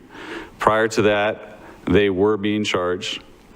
There was a board resolution that was passed in 2003 that essentially exempted the fire districts from this special district reimbursement. Fast forward to 2005, 2006 timeframe, and the statute actually changed. Prior to that, it said that the counties may require reimbursement from the fire districts, similar to the special districts with the item that was passed on the consent agenda earlier today. It changed it from may require to shall require. And so the county attorney's office put a proposal in front of the board in 2008, and a resolution was passed that essentially adopted a fee schedule specific to fire districts that had per hour charges for the different county departments. And so the board at the time approved that fee schedule to have the county charge fire districts based on the services that were provided. And the only problem with that is that when you have a treasurer's office or the assessor's office that is tasked with assessing the value of 270,000 parcels in the county, or sending out tax bills for the same number of parcels, or collecting the tax revenues and distributing them to the districts, it's really impracticable to calculate how many hours of work that went into the tax statements or went into the assessment of those parcels, how much of that pertains to a specific fire district. And so similar to the other special district reimbursements, we do a cost allocation basis. And the basis for that calculation is the number of parcels within a specific fire district. And so we take all the costs that go into there from those different departments, and we divide that by the number of parcels in that district. And that comes up with the rate. We multiply that by the number of parcels, and that is the amount that's on the reimbursement schedule that's in front of you today. There is one other point that I do want to raise because it's absolutely true that there's a lot of parcels of property in this county that do not fall within the geographic boundaries of any fire district. There is a county-wide tax that is levied. It's called a fire district assistance tax. It is provided for by statute, and that comes to a total of just over $2 million in fiscal 22 that was collected and distributed to the various fire districts. And as I read that statute and I interpret it, the intent of that is to compensate the fire districts for the fact that they do respond to calls that are outside of the regions of their district, because it is assessed on every single parcel of property within the county. So I just want to make sure that the board is aware of that. I understand there's differing opinions. My job is just to give you the facts, and you can act on them as you see fit. There's one other thing I would point out to you. The recommended motion is to adopt a rate of 1.6113 cents per parcel. In the schedule that is attached in the backup, it actually says $1.62. The correct rate is what is in the recommended motion, and I do have a revised schedule for the clerk should the board choose to approve this today. Thank you. Any questions? Yes, I have a question. Did you say in statute it says they changed from may charge the fire districts to shall charge? Or did That is correct. The statute is 11-25106, and it was included in the backup. And so you'll see that in section A, for 11-25106, reimbursement for county services to special districts. Section A states that the Board of Supervisors may require the following special districts to reimburse the county for the cost of services provided. And there's a long list of all these different types of special districts. Fire districts used to be included in that list in Section A. Back in 2005-2006 timeframe, the statute was revised to break out fire districts and put them in Section B, which says that the county fire districts shall reimburse. So it went from a may to a shall. Okay, could I ask the county attorney to interpret this statute? When it says shall, does that mean we have to do that? Usually shall that requires that. I'm not going to hammer haw around it, but usually shall says shall. Mr. Mourning is correct. The history of that went from 2000, leading up to changes in 2004, effective in 2005. So effective August 1st of 2005, it made it a shall. Okay, with that being a shall, that does change the way I look at statute, because, you know, with my background, law enforcement, it's all about what the law says. So, yeah, Attorney Esplin, that's I've got a concerning. question. So what's the legal framework right now? I mean, since the early 2000s. So today, let me just pull up the most current version of it today. I'm asking about the county's operations and the legal base and the framework. If it says shall, then you understand what I'm saying? I do, and I think the county is deficient in that regard. If we're not following what that says, then we're not following that shall part. Supervisor Angus. 2003, you said, was the date that that was changed, that the fire districts were exempt here in Mojave County. Okay. Right? I don't know all the history with the Mojave County one. I'm not disagreeing with what Mr. Mourning said. I just don't have all. No, I'm asking, Mr. Mourning, is that what you said, 2003? It was changed? So Supervisor Angus, June 16th, 2003, the board item was number 29. Okay. And that motion exempted the fire districts from, at the time, what was a $1.09 per parcel assessment for fiscal 2003, 2004. Well, there was somebody on this board who was actually there in 2003. Maybe Supervisor Johnson can shed some light on why that was changed in 2003. That was a business decision that was made by a board. So do you remember any of that? Any comments? Sorry. No, I can't recall the discussion on it. Okay, so we've been out of compliance apparently for many years and nothing happened. But now that we're talking about it and we're aware of it, I mean, ignorance of the law is not a defense, right?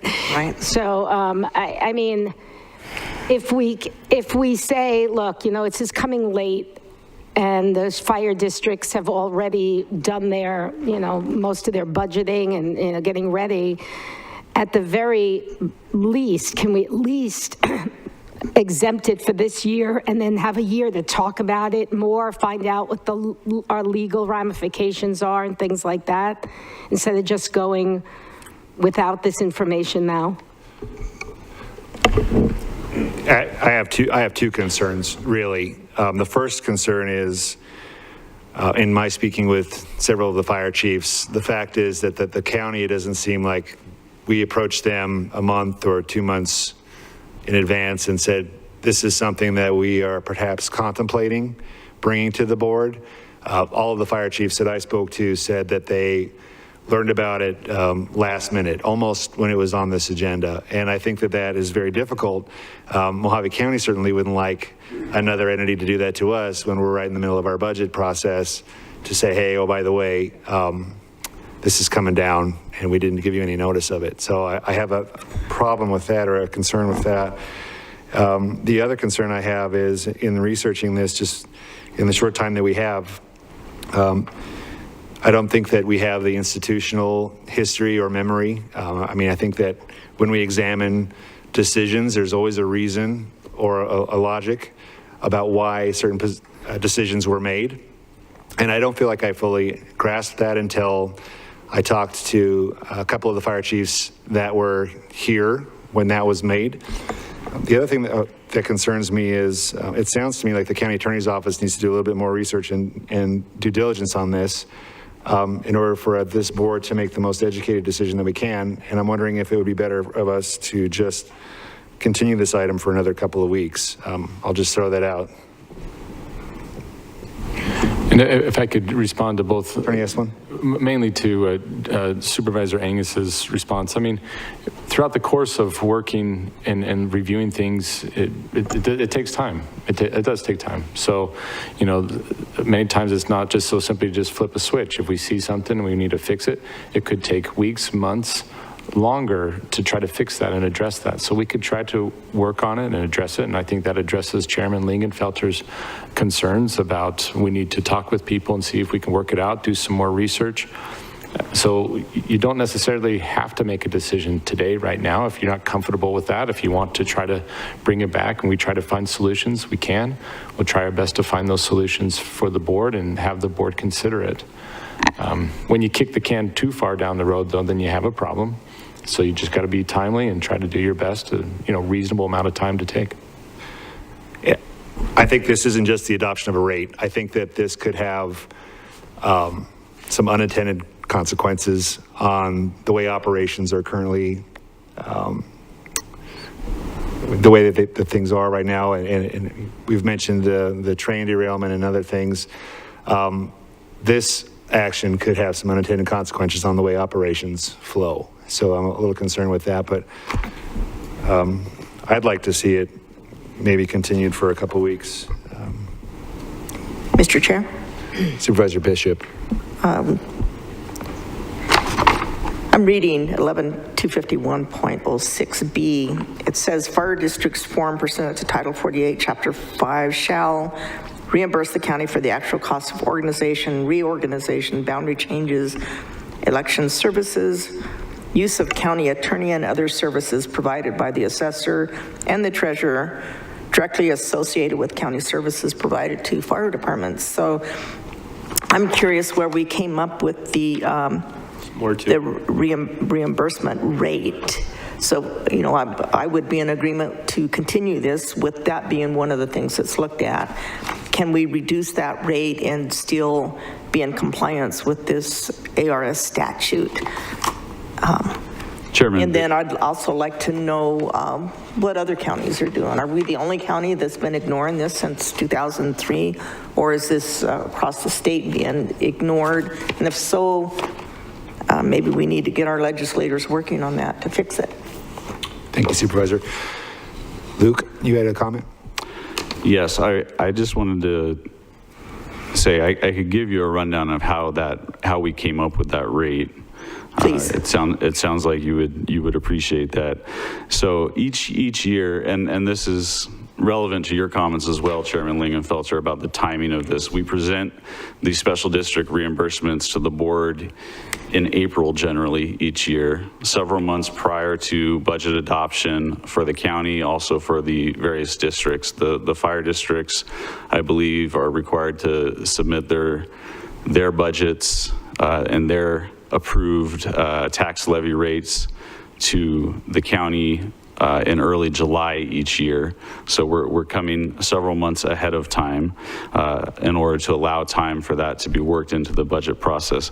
But as far as how the rate is developed, Finance Department reaches out to the Treasurer's Office and the Assessor's Office each year, and we ask them to fill out a cost allocation schedule. And what that does is it looks at the personnel within the department and it breaks the cost of that department down into several different categories. If I use the Treasurer's Office as an example, it asks them to say for each one of the personnel in the department what % of their time is spent providing county services that are tax related and non-tax related, and then outside of the county, so special districts, tax related, non-tax related. And the non-tax related ones would be, as you know, the Treasurer's Office serves as the bank for the county and the districts within it.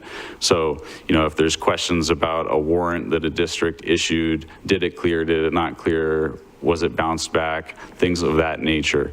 Similarly, in the Assessor's Office, you know, the same type of thing where they say, for the staff that are in our department, they're spending this much of their time here, this much of their time here, and this much of their time here.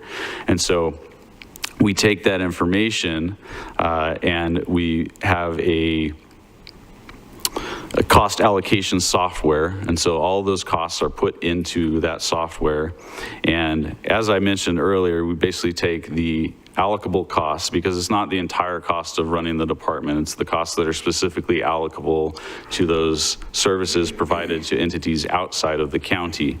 We take those costs, we divide that by the total parcel count, and so for this year's calculation, between the Assessor's Office and the Treasurer is about $4.8 million in costs divided by just over 3 million parcels. And you say, well, there's 270,000 parcels in the county, how do you get 3 million parcels? It takes every single parcel in the county. We have a number of county-wide tax levies. For instance, Mojave Community College levies a tax across the entire county. The county has a county-wide tax rate. There's a number of different ones, so you get that 270,000 parcels multiplied several different times. You take the number of parcels in each one of the individual districts, add that up, that's where you get to the 3 million parcels. You divide that, you divide the cost by the number of parcels, you get the reimbursement rate. And then we back out of that parcel count also that fire district's assistance tax, because that goes to the benefit of the fire districts anyway. We're not going to charge them for a tax that essentially, we don't want to include those parcels in that calculation twice. So that gets backed out of there, and when you take the total number of parcels, multiply it by the rate, you get about $206,000 spread amongst the various fire districts within the county. So that's what's before you today. you. Is there a way to calculate this differently rather than to go by partials? Because it really puts District 4 at a disadvantage. Chairman Bishop, Supervisor Bishop, the reason we use the per parcel method is that is the one thing that all districts have in common is parcels of property. As I said before, when the board passed a fee schedule back in 2008 that was then revised in 2013, it was updated with current costs. It was an hourly fee schedule, but it's impracticable to get to an hourly charge to a specific number of hours for the services that are being provided by the assessor and the treasurer. So the short answer to your question, no, not that I'm aware of. There's not another common factor that all these districts share that we could use as a basis for allocating the cost. This is the most equitable and practical way of doing this. I'd like to, I don't feel like I fully, speaking for District 1, fully understand the legal framework for the way things have been operating with this since the early 2000s. I want to understand the legal framework and the basis for how this agreement has been working for over 20 years, maybe, for about 20 years. I don't feel like I'm there right now. If we get forced to vote today, I'm not going to be able to support it because I just have too many questions. I also think Supervisor Bishop has a good point. Is this an isolated incident, or are there other counties and fire districts that have, there are some very large counties geographically in Arizona, Coconino, and other places. Is this the only place in the state that this is occurring? Or are there other places that they're doing something similar? And if they are, how are they doing that? I have these questions, and I'd like to have answers to them before I vote. Supervisor Bishop? I'll make a motion that we continue this for at least 30 days. Thank you. Before I second, can I have a motion to Supervisor discuss? Inges. Yes. Thank you. I just want us to be cognizant, and I want to let that, all the fire districts are in the middle of their budget, and the uncertainty, we don't like uncertainty, they don't like uncertainty, we're all going through the same thing, so I will second it, but I just want us to not keep kicking this down. They need to know one way or the other. It's a fair point. You've heard that motion and second. Are there any other comments or discussion before we take the question? Hearing none. All in favor, please say aye. Aye. All opposed? It's clear to have it. You have I'm sorry, Mr. Chairman, I didn't vote because the county attorney was trying to speak. Attorney Esplin. Just, if you could amend the motion to specify a date, more than 30 days, it doesn't give us guidance as to when you want the proposal back. That could be 30 years from now, more than 30 days. You can give us a date, we can bring it back. So, Madam Clerk, what's the next board meeting? I think she was trying to give you guys flexibility. Sooner rather than later is always preferable. If we can do, if with the board's understanding, we'll do that then. That's what I understood. As Supervisor Angus mentioned, time is of the essence. Everybody's in their budget. So certainly the county is probably not going to keep these taxing districts waiting longer than we have to for a decision. So. Okay, thank you. Luke's got something to say. All right. Chairman Lehman-Felser, as you're aware, we're having a budget workshop on May 3rd. That is 2 days after the next board meeting.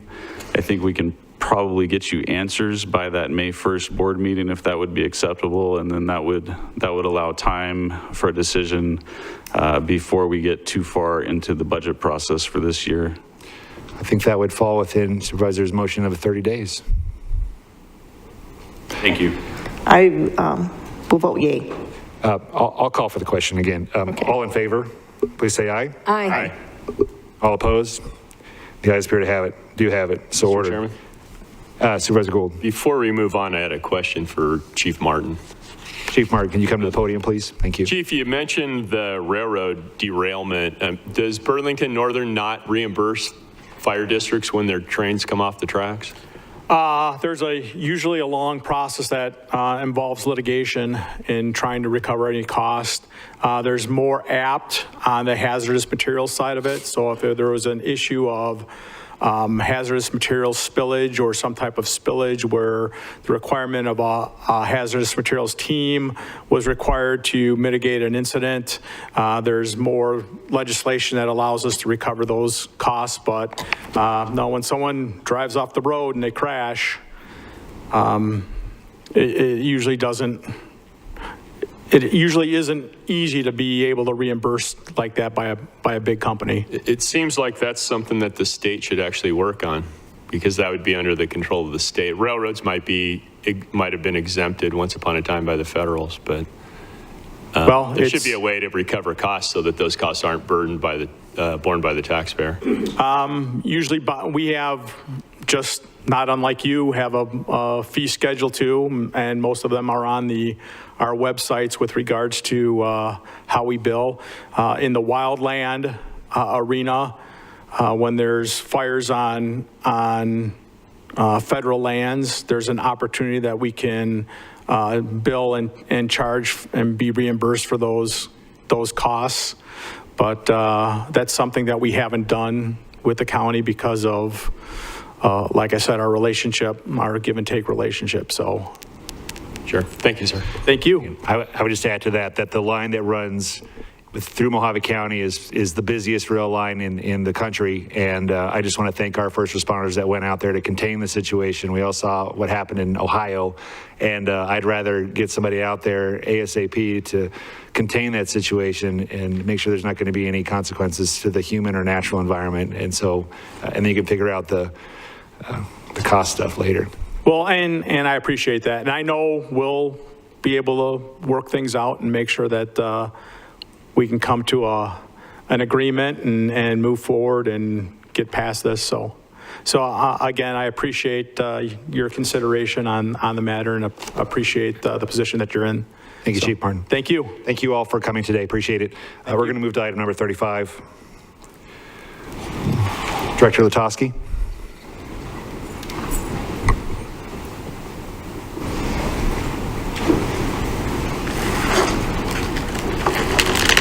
Good morning, Chairman Lingenfelter and members of the board.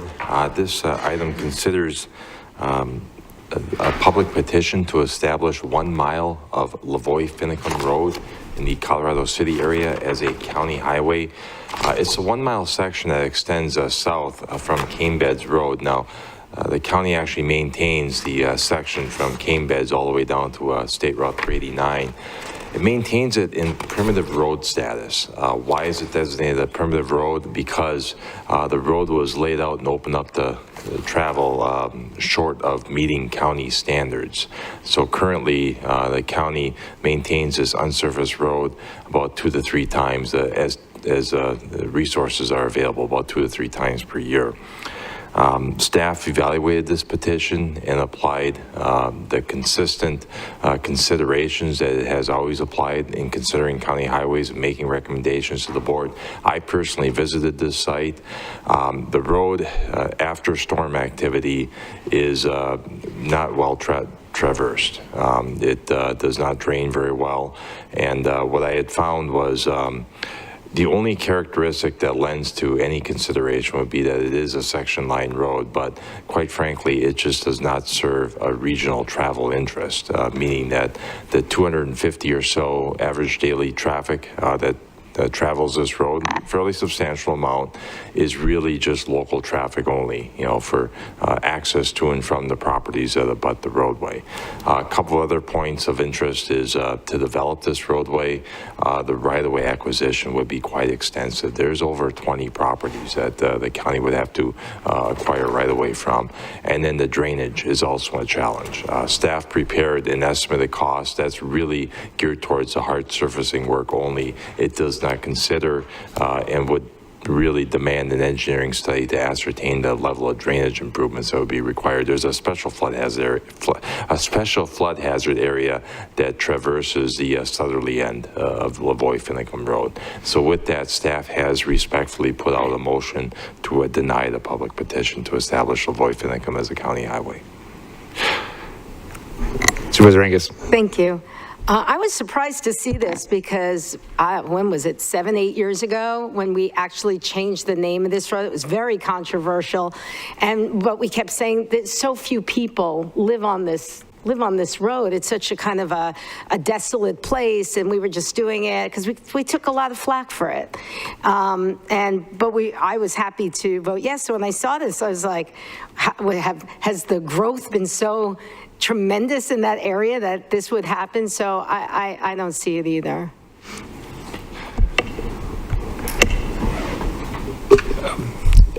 There's two request to speak forms. I will get to you, I promise. Steve, I've got a couple of questions. Have there been any discussions regarding creation of an improvement district for this small section of roadway or anything like that with the residents? Chairman Lingenfelter, those are fantastic options to consider. Staff, generally what we do is we provide the public with those very options right from the onset. The option, namely, to bring it up to a county standard for the county to accept it, 2, the formation of an improvement district, and then 3, ultimately, we always make them aware that should they desire to have the county incur the expense of upgrading the roadway, the county highway petition is the only way to go. So, but they have, most all petitioners, when they approach Public Works, they are informed of all those options. Thank you.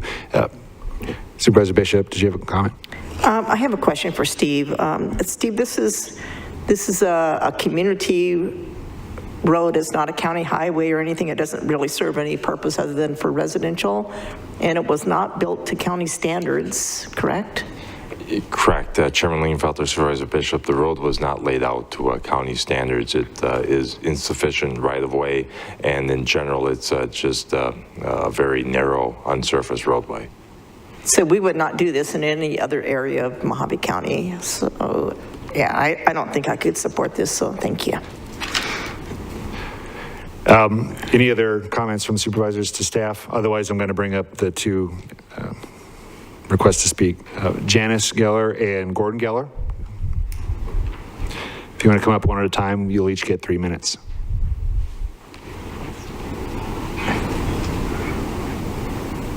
Good morning. Morning. Greetings from north of the Grand Canyon. May I ask you to please speak into the microphone, please, so we can hear you? Thank you very much. Greetings from north of the Grand Canyon. We are ignored by you people and we don't complain much, but this road has so many people living on it now. 7 years ago, there weren't that many. There are so many families with young children. The bus travels it. UPS, there's commercial, there's health. I just had my knee done in December. I came here in January. You all agreed to have this work done. You all agreed to it. And so it went to the next step, which was to have the road work look at it. They don't want to spend the money on us north. This road is 1 mile. You can do this for us. We are taxpayers. We're taxpayers. Can we not have 1 mile? Do you know that the last 4 months we have had mud? My husband had knee surgery in February. The guy, physical therapist that came out, got stuck. I had just had surgery 2 months before. I had to get in a pickup and go pick this man up. I was afraid to drive through all that mud thinking I'd get the pickup stuck. So I had a neighbor come and help drive for me. And we picked this guy up, and he came and he took care of my husband, and then I had to take him into Bees. Travis, you know where Bees is. Yes. Have you been down that road? Even when it's dry, there's ruts. It's bumpy. We need this, please. Please okay this for us. If it takes an engineer to come out and get that, just do that part. Just get us some, what do you call them, a little bridge or something so the water can run through it. So we're not so bad with stuff. How about some gravel? How about some gravel on this dirt road? Can't we have something? Do you pay taxes? Do you get benefits from your taxes? Why can't we?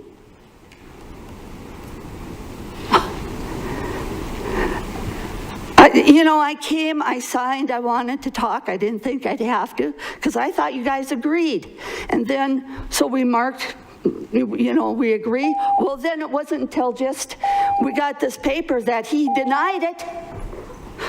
Thanks a lot, Steve.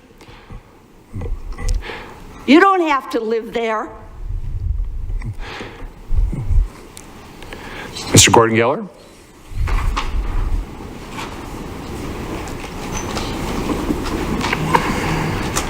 Name is Gordon Geller, Mr. Chairman and fellow supervisors.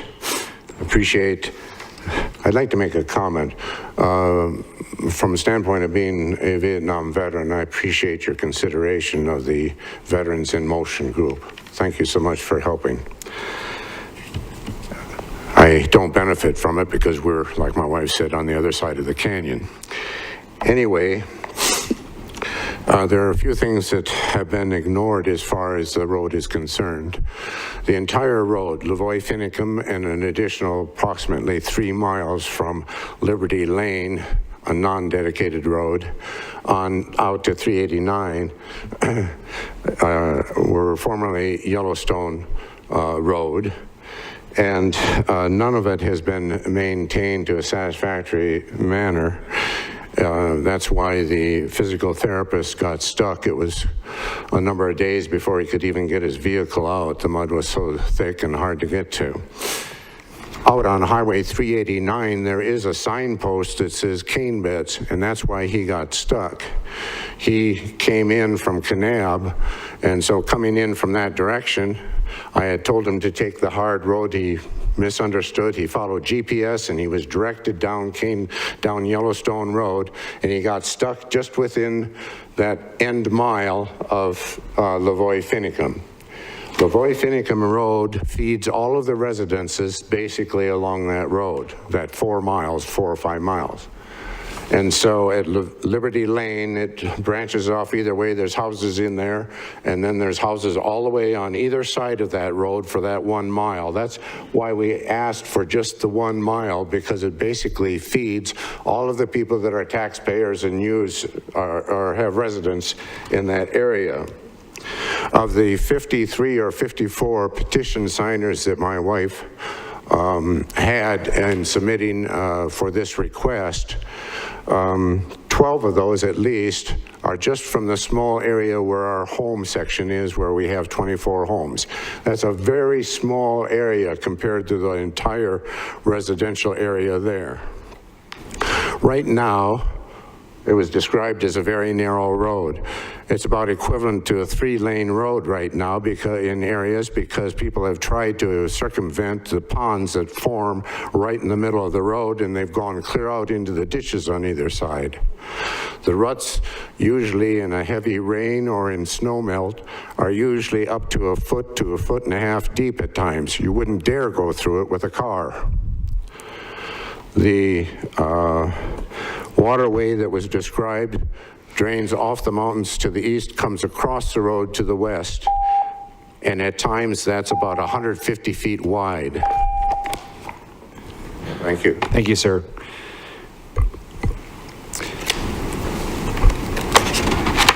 Steve, would you come up? There may be a little bit of a misunderstanding about the process. I know that there was a vote to actually accept an application to review, and then there's actually, after your staff has had an opportunity to review and do your professional due diligence and work, that it comes back to the board for a formal vote. Can you explain that a little bit?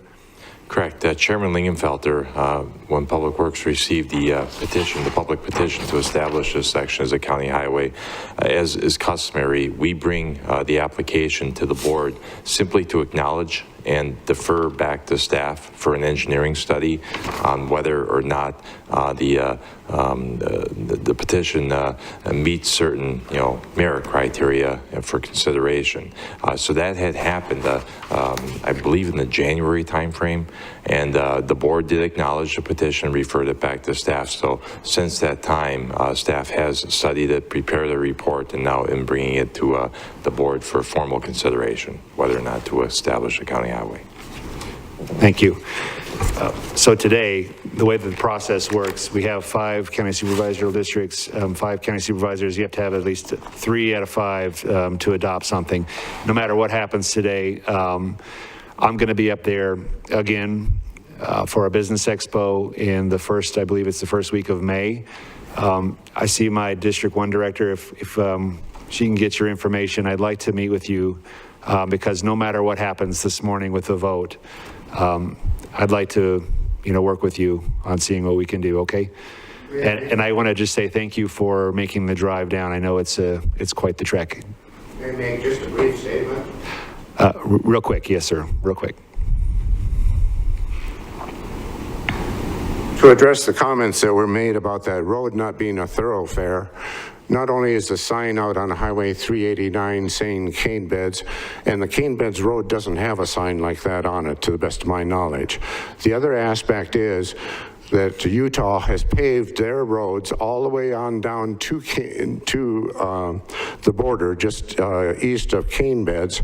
And so that area is a main access to Coral Pink Sand Dune State Park, which has had a tremendous increase in use, which explains why Cane Beds Road has potholes all over it. Some of the potholes stretch across the whole lane of the road.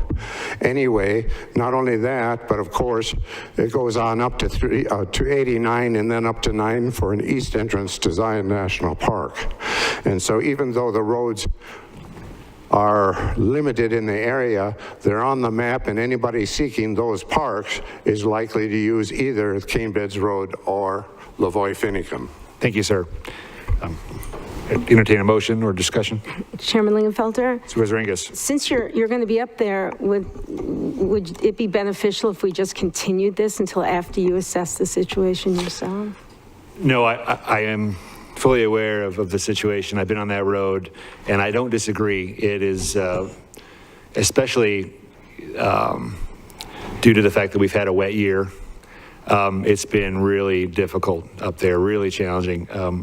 I don't discount that at all. I mean, I know what it is, but I don't think that it has any bearing on the vote today. So, Supervisor Bishop. Chairman Lingenfelter, per staff recommendations, I make a motion that we deny. For that motion, do I have a second? Second. For that motion and second, all in favor, please Aye. say aye. Aye. All opposed? Aye. Ayes appear to have it. Do have it, so ordered. And if I could ask my District 1 director to get their information before they leave, thank you. Item number 36. We covered this in executive session. I think that was just an update, Attorney Esselin? That's correct, Thank you. And as well as item number 37. Actually, 37 does need action. Okay, we'll open up item 37, entertain a motion. Motion to approve.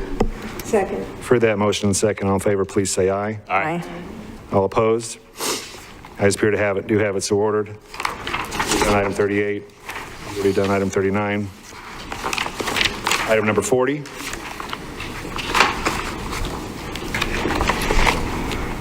Director Cunningham, good morning.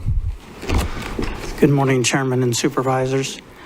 Item 40 is a request to revise the current PTO policy for the newer employees, January of 2016. The recommendation affects about 600 employees. The major impact would be in years 1 and 2. And then we would eliminate 3 and 4 and combine it from years 1 through 5. And basically, the first 2 years, it gains a week of PTO. Years 3 through 4 gains a day, 5 through 9 gains a day, and then 10 plus gains a day. So we make this recommendation in order to help us retain and recruit staff, because when employees or applicants look at the county's jobs, they're looking at the whole compensation package, the wages, the benefits, the time off. So they look at everything, and with our high turnover rate and our high vacancy rate, we believe that this may help us with our recruitment efforts. So that is what it's being proposed. Thank you. I'd open it up to the board for questions, discussion. So can you said this will help with our recruitment. Is it going to help or deter from our retention of our existing employees? Well, the existing employees, when this personnel policies was changed in January of 2016, most of our employees are right up there at year 5 now. We haven't got anybody built beyond that because it was 2016. So with this increase, it should help with the retention of the newer employees, year 1 through 5. And then it's still keeping it reasonable and comparable with the areas around us. And so we base this off of comparisons with other counties, local cities. Some of the cities still have time off plus sick time. So we're competing when they have both. So we believe these numbers put us right there in the middle of the pack and makes us competitive.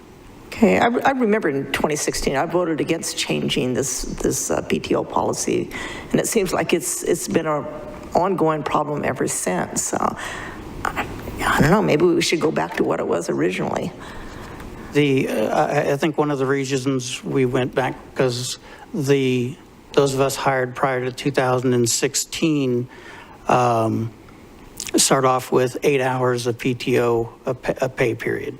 So I believe that comes out to be about 5 weeks. And then there's the 900 hours of rollover. I think that was also a concern to the board at that time, keeping 900 hours on the books, and then we could only cash out 400 hours for the classified, 600 hours for the unclassified.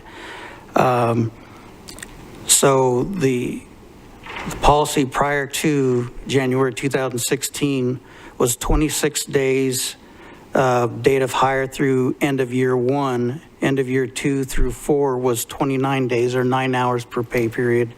Then it goes 5 through 9, 10 hours per pay period, so 33 days. 10 through 14, 11 days or 36 days a year. Beginning year 15 and over, 12 hours per pay period, 39 days a year. We have many employees that are above, well, I won't say many, I think there's 30 or 40 people above the 900 hours on a regular basis. And giving that amount of PTO was the concern of the board at that time, having that liability on the books. So the 900 hours, I think there's one other county that has unlimited PTO. All the other hours of carryovers right around the either from 240 to 320 in that general vicinity. I believe they're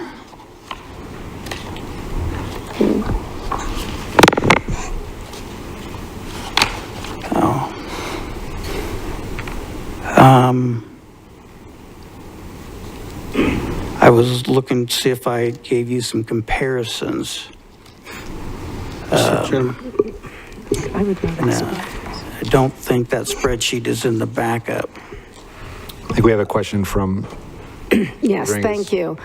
Thank you for the sort of the history lesson. And if you look back, there was reasons that we did this. We actually wanted to do it originally, and maybe Supervisor Johnson could back me up on this, for the whole county, for everybody. But then we were told that we would be up for a class action lawsuit if that was the case. We were trying to do it, and one of the reasons was because department directors came to at least me, and they said, we have a real problem because at any given time there are people out. It was a disruption to the good order of the county, and that was one of the reasons. The other reasons is when I had been told before I even got here that the reason we had this much PTO was to make up for the pay, that we were sort of in an austerity and there was no pay increases, and kind of understand it. But over the years, we have, been hiking salaries as well. And so this weekend, I did ask CSA for a salaries and benefits survey, and I asked that it be and it went out to all the supervisors, and I think you'll see that we are right there. It is not like how it used to be. We are right there in salary, we're right there in benefits. So I'm going to go along with what the board wishes to do, but there was a reason for this, and I don't want that to be forgotten. And whether or not, people like it, again, I don't know any other industry that, we know that, like the airlines, for example, they got rid of their pensions. Government seems to be the only one that is basically held to these employee contracts that really aren't contracts. They're just, you know what I mean? But we are held to a different standard.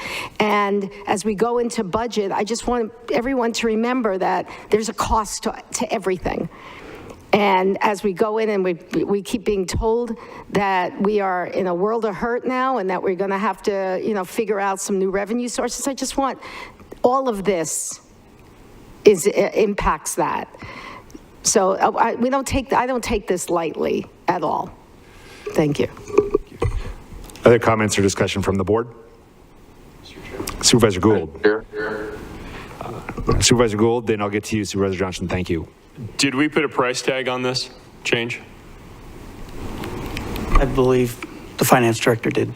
It's not in the backup.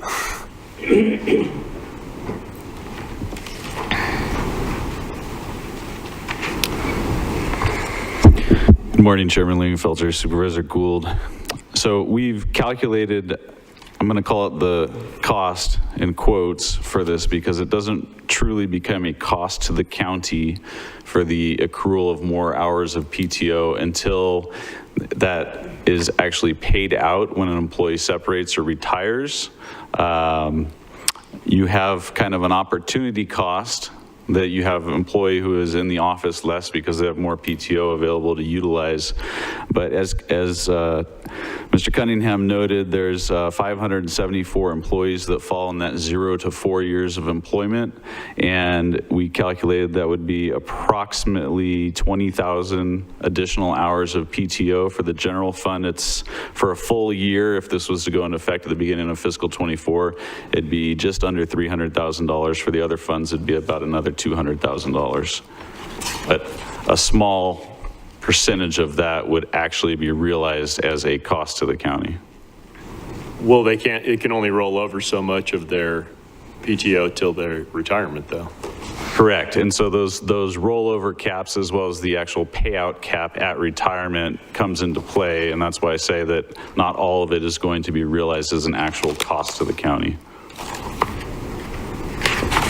If you have an employee who is capped out at 300 hours to be paid out at retirement, and they're already carrying a 300-hour balance right now, and that doesn't change between now and retirement, they're still going to be paid out the exact same number of hours of PTO when they retire. Except they're going to be more apt to take that time off if they can't roll it over, which means you then have to have a larger staff to cover for those vacancies. And that's why I say there is an opportunity cost, but it's not going to increase the bottom line unless we hire more staff. So you already have to have more staff because you already get PTO. Either way, it might not come from a different world than this world. I'm aware of that, Supervisor Gould. I think that the way that I am looking at it is that an employee is going to be paid for 2,080 hours each year. It's just a difference of how much of that time will be PTO that they're utilizing versus how much time they're in the office. And as Director Cunningham pointed out, for those that are in the 0 to 2 years of employment, they would now have about an extra 5 days that they could be out of the office within those first 2 years of employment. So did your number of, what was it, 375 and 250 approximately? It's 288,000 and 204. So does that take into consideration the opportunity cost, as you call it, of the employee not being in the office? That would be the cost if every single hour of additional PTO was utilized. Okay, thank you, sir. Supervisor Johnson. Thank you, Mr. Chair. Mr. Cunningham, can you tell us the number of vacancies we have and then what the percentage of turnover is? Supervisor Johnson, I do not have the exact vacancy rates, but it pushes right around the 100 mark. I was just going to say our turnover rate runs right around 20 to 22% on a regular basis. We normally lose 200 to 300 employees a year. Last year was one of our highest years at about 282 people. Mr. Chairman. And what was it before that? We've averaged about 200 people leaving the county on a regular basis. In the last 10 years, I would say we run anywhere from 18 to 22% on any given year. So it hasn't gone up? This last year went up a bit. It, like I said, the high was, I think it was 282, 284, right around that, that left last year. Thank you. Yeah, Mr. Chair, board members, I believe this is an item that we should be addressing at the budget time. The proposal they're bringing to us now just brings us to be the lowest, tied for the lowest of days off. I think we need to look at, the retention of employees and bringing in obviously qualified people. So we're going to have to make some big decisions at budget time because as Supervisor Angus and Supervisor Gould have both mentioned, we're millions of dollars in the hole. We got to cover that some way, but at the same time, we've got to hire employees. So my recommendation would be to bring us as a budget item. Thank you. Thank you, Supervisor. County Manager Elters. Thank you, Mr. Chairman and board members. Just listening to the discussion, I wanted to answer some questions and offer some additional insights. To Supervisor Johnson's question, last year was 25% turnover rate, and the report before this board meeting, so the last report that I received before the last board meeting, we had 131 vacancies in the general admin as well as the courts. The report that I got Friday for this board meeting makes it in the 120s. We have been consistently over 100. We brought a package to the board, compensation package, and we are sincerely grateful for the board approving that. That, though, has helped us reduce the vacancies, but we have steadily remained over 100 vacancies per pay period.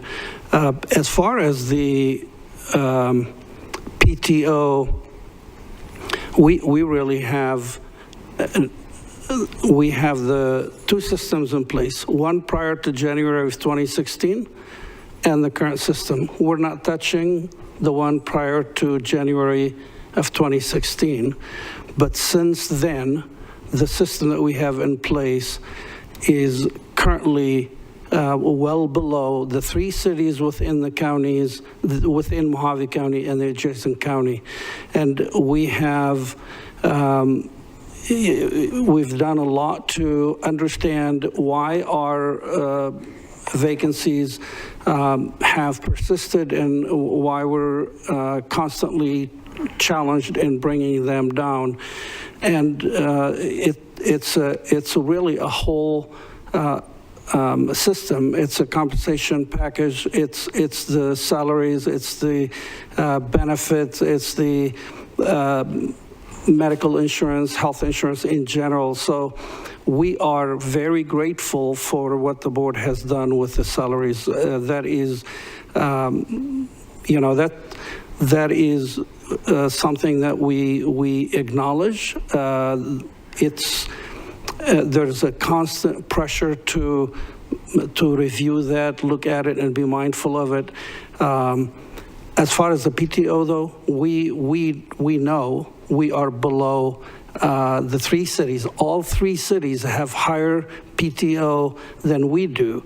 And what this proposal attempts to do is to make us more compatible. We would be more compatible with the city of Kingman, where our bulk of our employees are, but we remain well below Bullhead City and Lake Havasu City. So it's truly an attempt to enhance our benefits and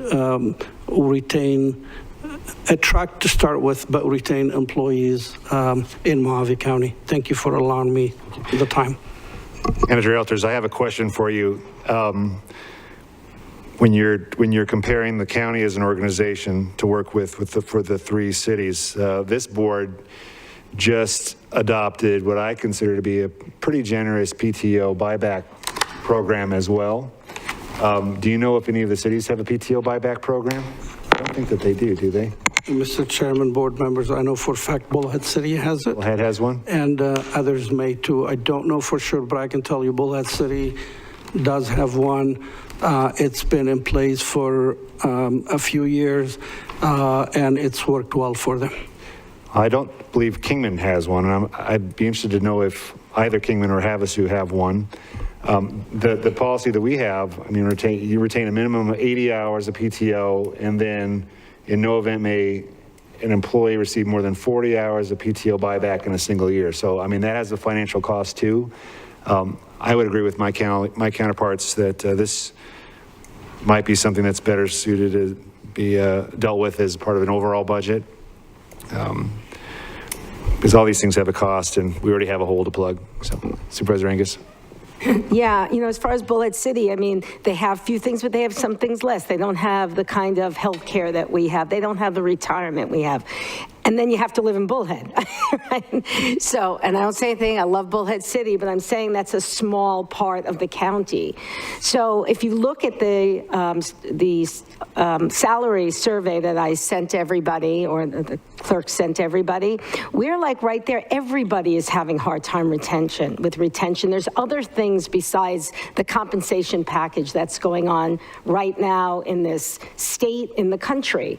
And so when people leave the employee of the county and they're in this, you know, they were hired after 2/16, do you ask them, like, why are you leaving? And do they say, because, you know, I don't get enough paid time off? I know I heard that sometimes when you're hiring, they say that, but is that a reason people are leaving? People leave for many, many reasons. A lot of them, you know, leadership, and I'm not saying, I'm just saying there's a lot of reasons that people leave. It's not just compensation. That is true, Supervisor Angus. We do exit surveys, or everybody who leaves that left voluntarily, we send an exit survey to, or they can do an exit interview with us in Human Resources. We send a Survey Monkey to them, or they can go online to our website and do the survey at that time. One of our employees tracks all the reasons why people leave, and there's a wide assortment of reasons that people leave, and sometimes they just don't even give us a reason. Has PTO come up before? Yes, but I can't tell you it's a large number. Of the 280 that left last year, that was a high number. Was were the majority of those post-2016 or pre-2016? Because people, they retire. And so the benefits before 2016 were pretty generous. Well, I think what I can tell you on that is when the board decided to change the PTO policy, it was over time that it would change the 100% at that higher rate to go down. I think right now we're more at the 25-30% of the old, well, I won't say old timers, but the long-term employees are on the old PTO policy, and about 65-70% are on the new PTO policy. Right. So the majority of people leaving, right, they only stay for a couple of years. Do we have some long-termers? I mean, we just gave out service awards for 30 years, 35 years. So some of those employees are starting to retire. Okay, thanks. County Manager Elthers. Thank you, Mr. Chairman. Just to give you an idea on this discussion of newer employees and who would be impacted, again, you heard from Ken that upward of 600 employees would be impacted by this change. And just to put things in perspective, our current employees that are between 0 and 2 years of service, we have 323 employees, 0 to 2 years of service. 3 to 4, 185. So in the 0 to 4, where we're asking the board to consider this change, we're talking about 500 employees. That is the area, think of those numbers. This is the area where we have our biggest challenge. That's where the turnover is taking place. People that have longer tenure tend to stay, and when they leave, they are retiring. But this is really the area. And on the courts side, 0 to 2 is 51, and 3 to 4 is 31. That makes it 82 out of that workforce. Again, I will tell you, I've heard it from the county attorney's office, I've heard it from the sheriff's office, and I've heard it from all departments, most departments across the board, that our PTO accrual is lower than the cities that we compete with for human resources, and it's really lower than adjacent counties that are comparable to us. I just want to share that with you. Thanks again.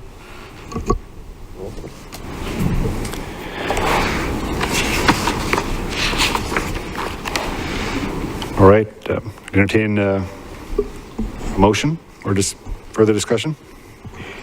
Can I make the motion?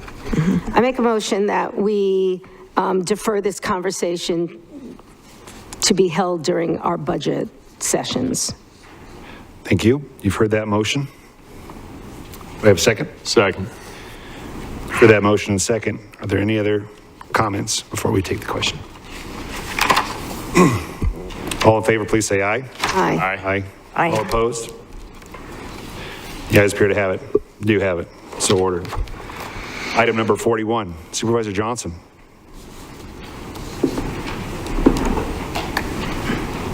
Supervisor Johnson? Thank you, Mr. Chair. Item number 41, we discussed this at the last meeting about getting the procurement reports. And the county manager said that he was including those in his reports, and I hadn't seen them there, except for a few small ones that he put in. And on a review of them, I see that they're nothing compared to the full report that we got from procurement in the past. And it's just my opinion that with the financial shape that we're in, we need to have that information to make decisions going down the road and to watch what's happening with our the procurements that are going out. And I was just curious if the board wanted to reinstate that. Address Supervisor Johnson's question. Good morning, Chairman and Supervisor Johnson. I just wanted to let you guys know that after the board meeting last week where you guys approved the procurement code changes, I took Supervisor Johnson's comments to heart.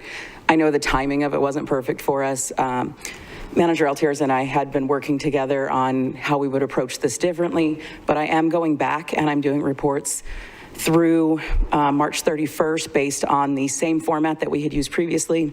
So you will be getting formal reports from $10,000 to $50,000 through March 31st. I would like maybe to discuss with the board a more valuable report moving forward and an easier report to put together. Just for reference, we've completed and I've submitted for the next board meeting the report for July and for August.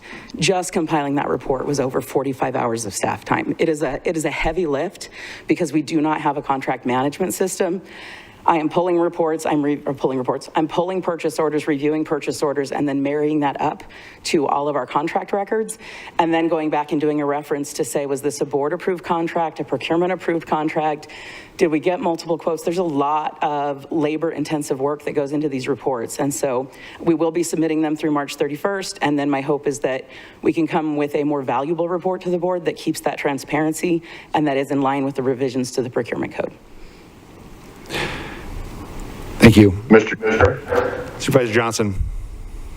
Well, we've been doing that for years. I'm not sure what the time is it takes to put that report together, or I'm not disagreeing with the length of time.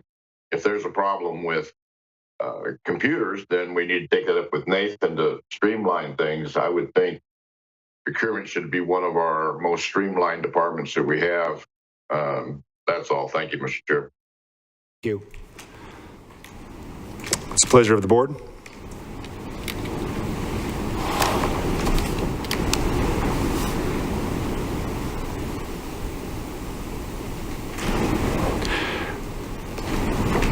I'd entertain a motion.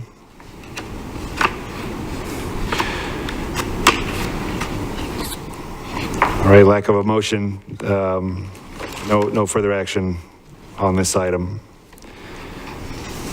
Board item number 42. I placed this on our agenda, and those that have been chairman in the past, I'm sure that you can relate. Wanted to ask staff if we would be able to explore and adopt possible recommended additional uses for the electronic signatures on county documents. I'd like for those possible uses to come back to the board to include the annual tax deed sale. This year, for instance, and I know this hasn't been the heaviest year, but I signed for a whole day over 800 separate tax lien sales over and over and over. And I was thinking a private business would never do this. What the heck are we doing? Such a waste of time. Yeah, well, I think Supervisor Johnson signed over like thousands of them or something like that. But I just thought it was dumb. And there had to be a better way, and there is a better way. That's all I have. Is there any other comments to that, Supervisor Bishop? I just wanted to point out that by statute 11480.3, it says each instrument shall have an original signature except when otherwise provided by law. So I don't know how we get around that. Sure. All the motion is to direct staff to explore and adopt, emphasis on explore the potential additional uses of electronic signature. That's all it is. It was recommended by our own clerk that there were a few things that we could be adopting for electronic signature. So I just said, okay, well, process improvement. Let's have staff look at it and bring it back, and then if there's something that we can improve, that'd be great. If not, then we won't. Supervisor Angus? I'm just saying motion to approve.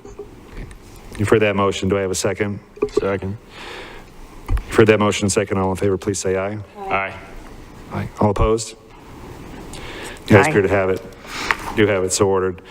Item number 43 is a resolution which would be Mojave County, Coconino County, Yavapai County, and La Paz County. All of those boards of supervisors are going to put up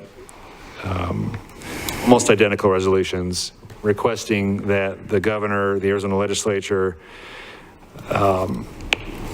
actually get it done and modify the Arizona Groundwater Code to include legislation and policy on local groundwater stewardship areas, which is something that is something that's better than nothing. It's the Wild West in rural Arizona, as we've seen with what's happened in the Kingman area and in other areas of the state.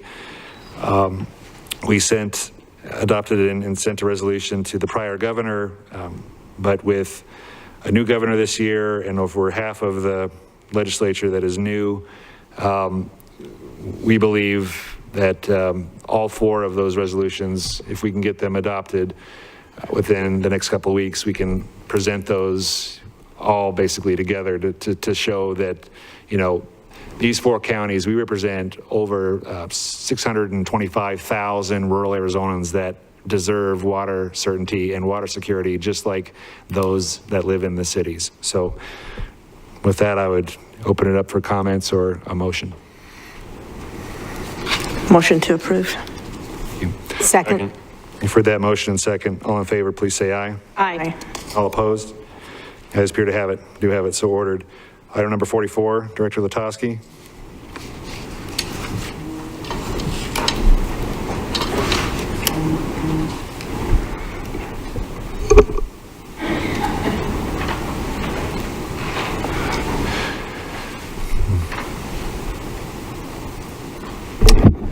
Chairman Lingenfelter, members of the board, as part of progressing through the development of the new Legal Services Center on Pine Street, part of the site that is currently occupied by the victim witness and also another legal building, legal defender, I'm sorry, will be, those buildings will be demolished as those departments will be co-located in the Legal Services Center.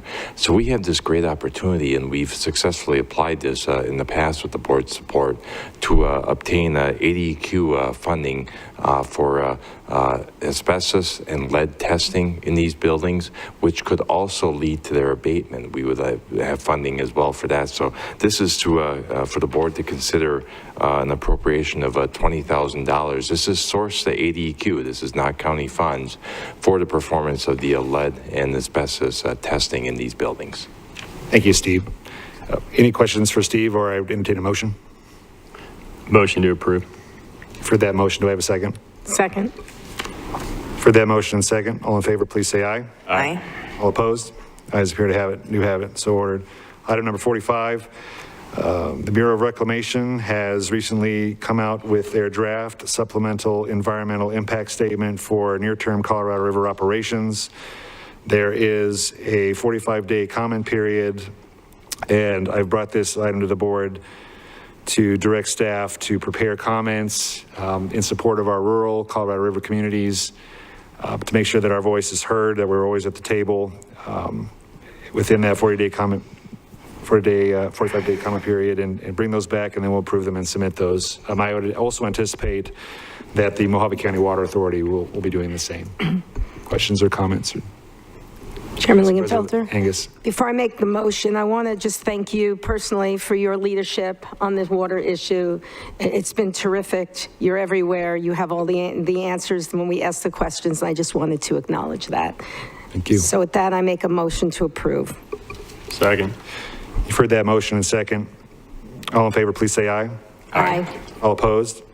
You guys appear to have it, do have it so ordered. Thank you. That's the Chairman Lingenfelter. Supervisor Angus. I just wanted, earlier in the day when we had the presentation from Aaron Collins and Associates, and I thanked Aaron Collins for his hard work, and I thanked the board, I left out the third leg of the table, and that's our HR department, who does such a fantastic job. It really is an equal part of work that makes this trust go without a hitch. So I just wanted that on the record to thank HR for that. Thank you. So Chairman Lingenfelter, since Hildy took some personal Supervisor Bishop, yes.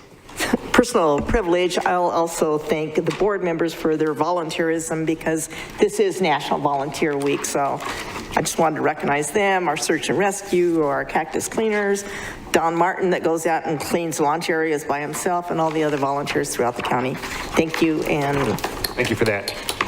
We are adjourned. Thank you.